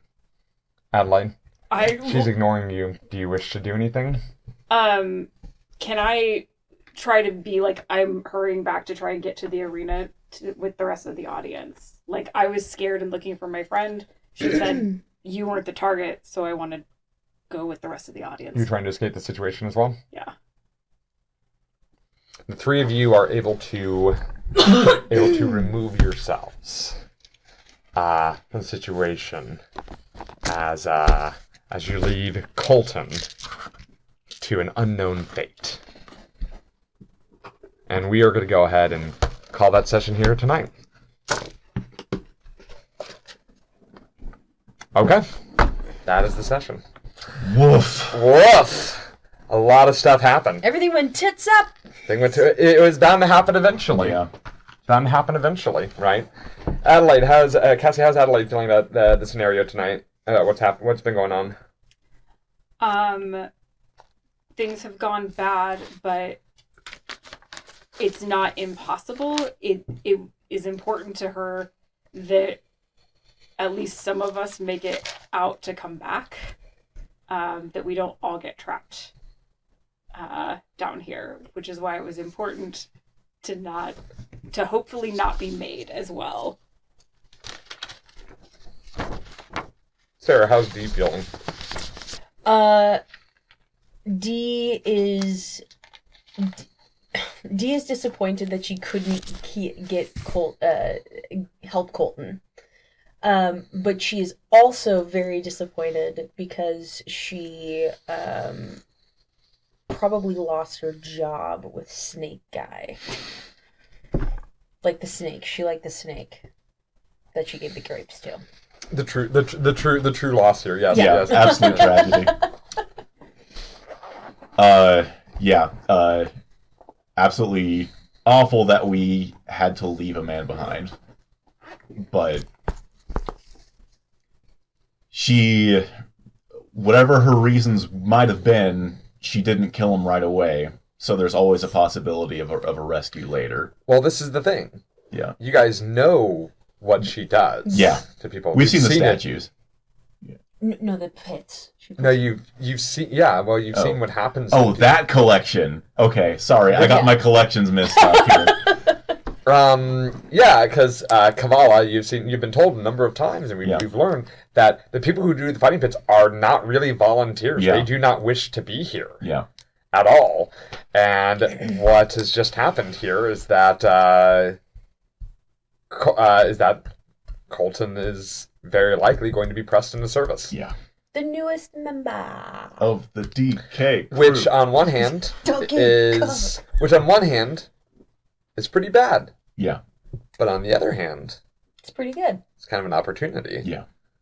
How does Colton feel about this situation? Asleep. Asleep. All right. Well, hey, Ask him when he wakes up. For those, we're gonna end it on that. Hey, thank you so much for joining us this week for Basements and Besties.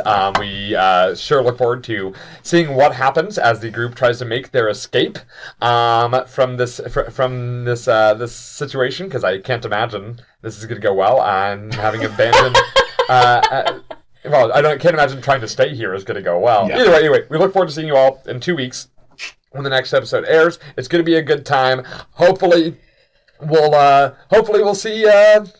We'll see what happens. We'll just see what happens. We're just gonna hope. But until then, we'll just see you later. Have a good one. See you next time. In Kavala's horrible slave basement. Oh, jeez. Don't put it that way. Ugh.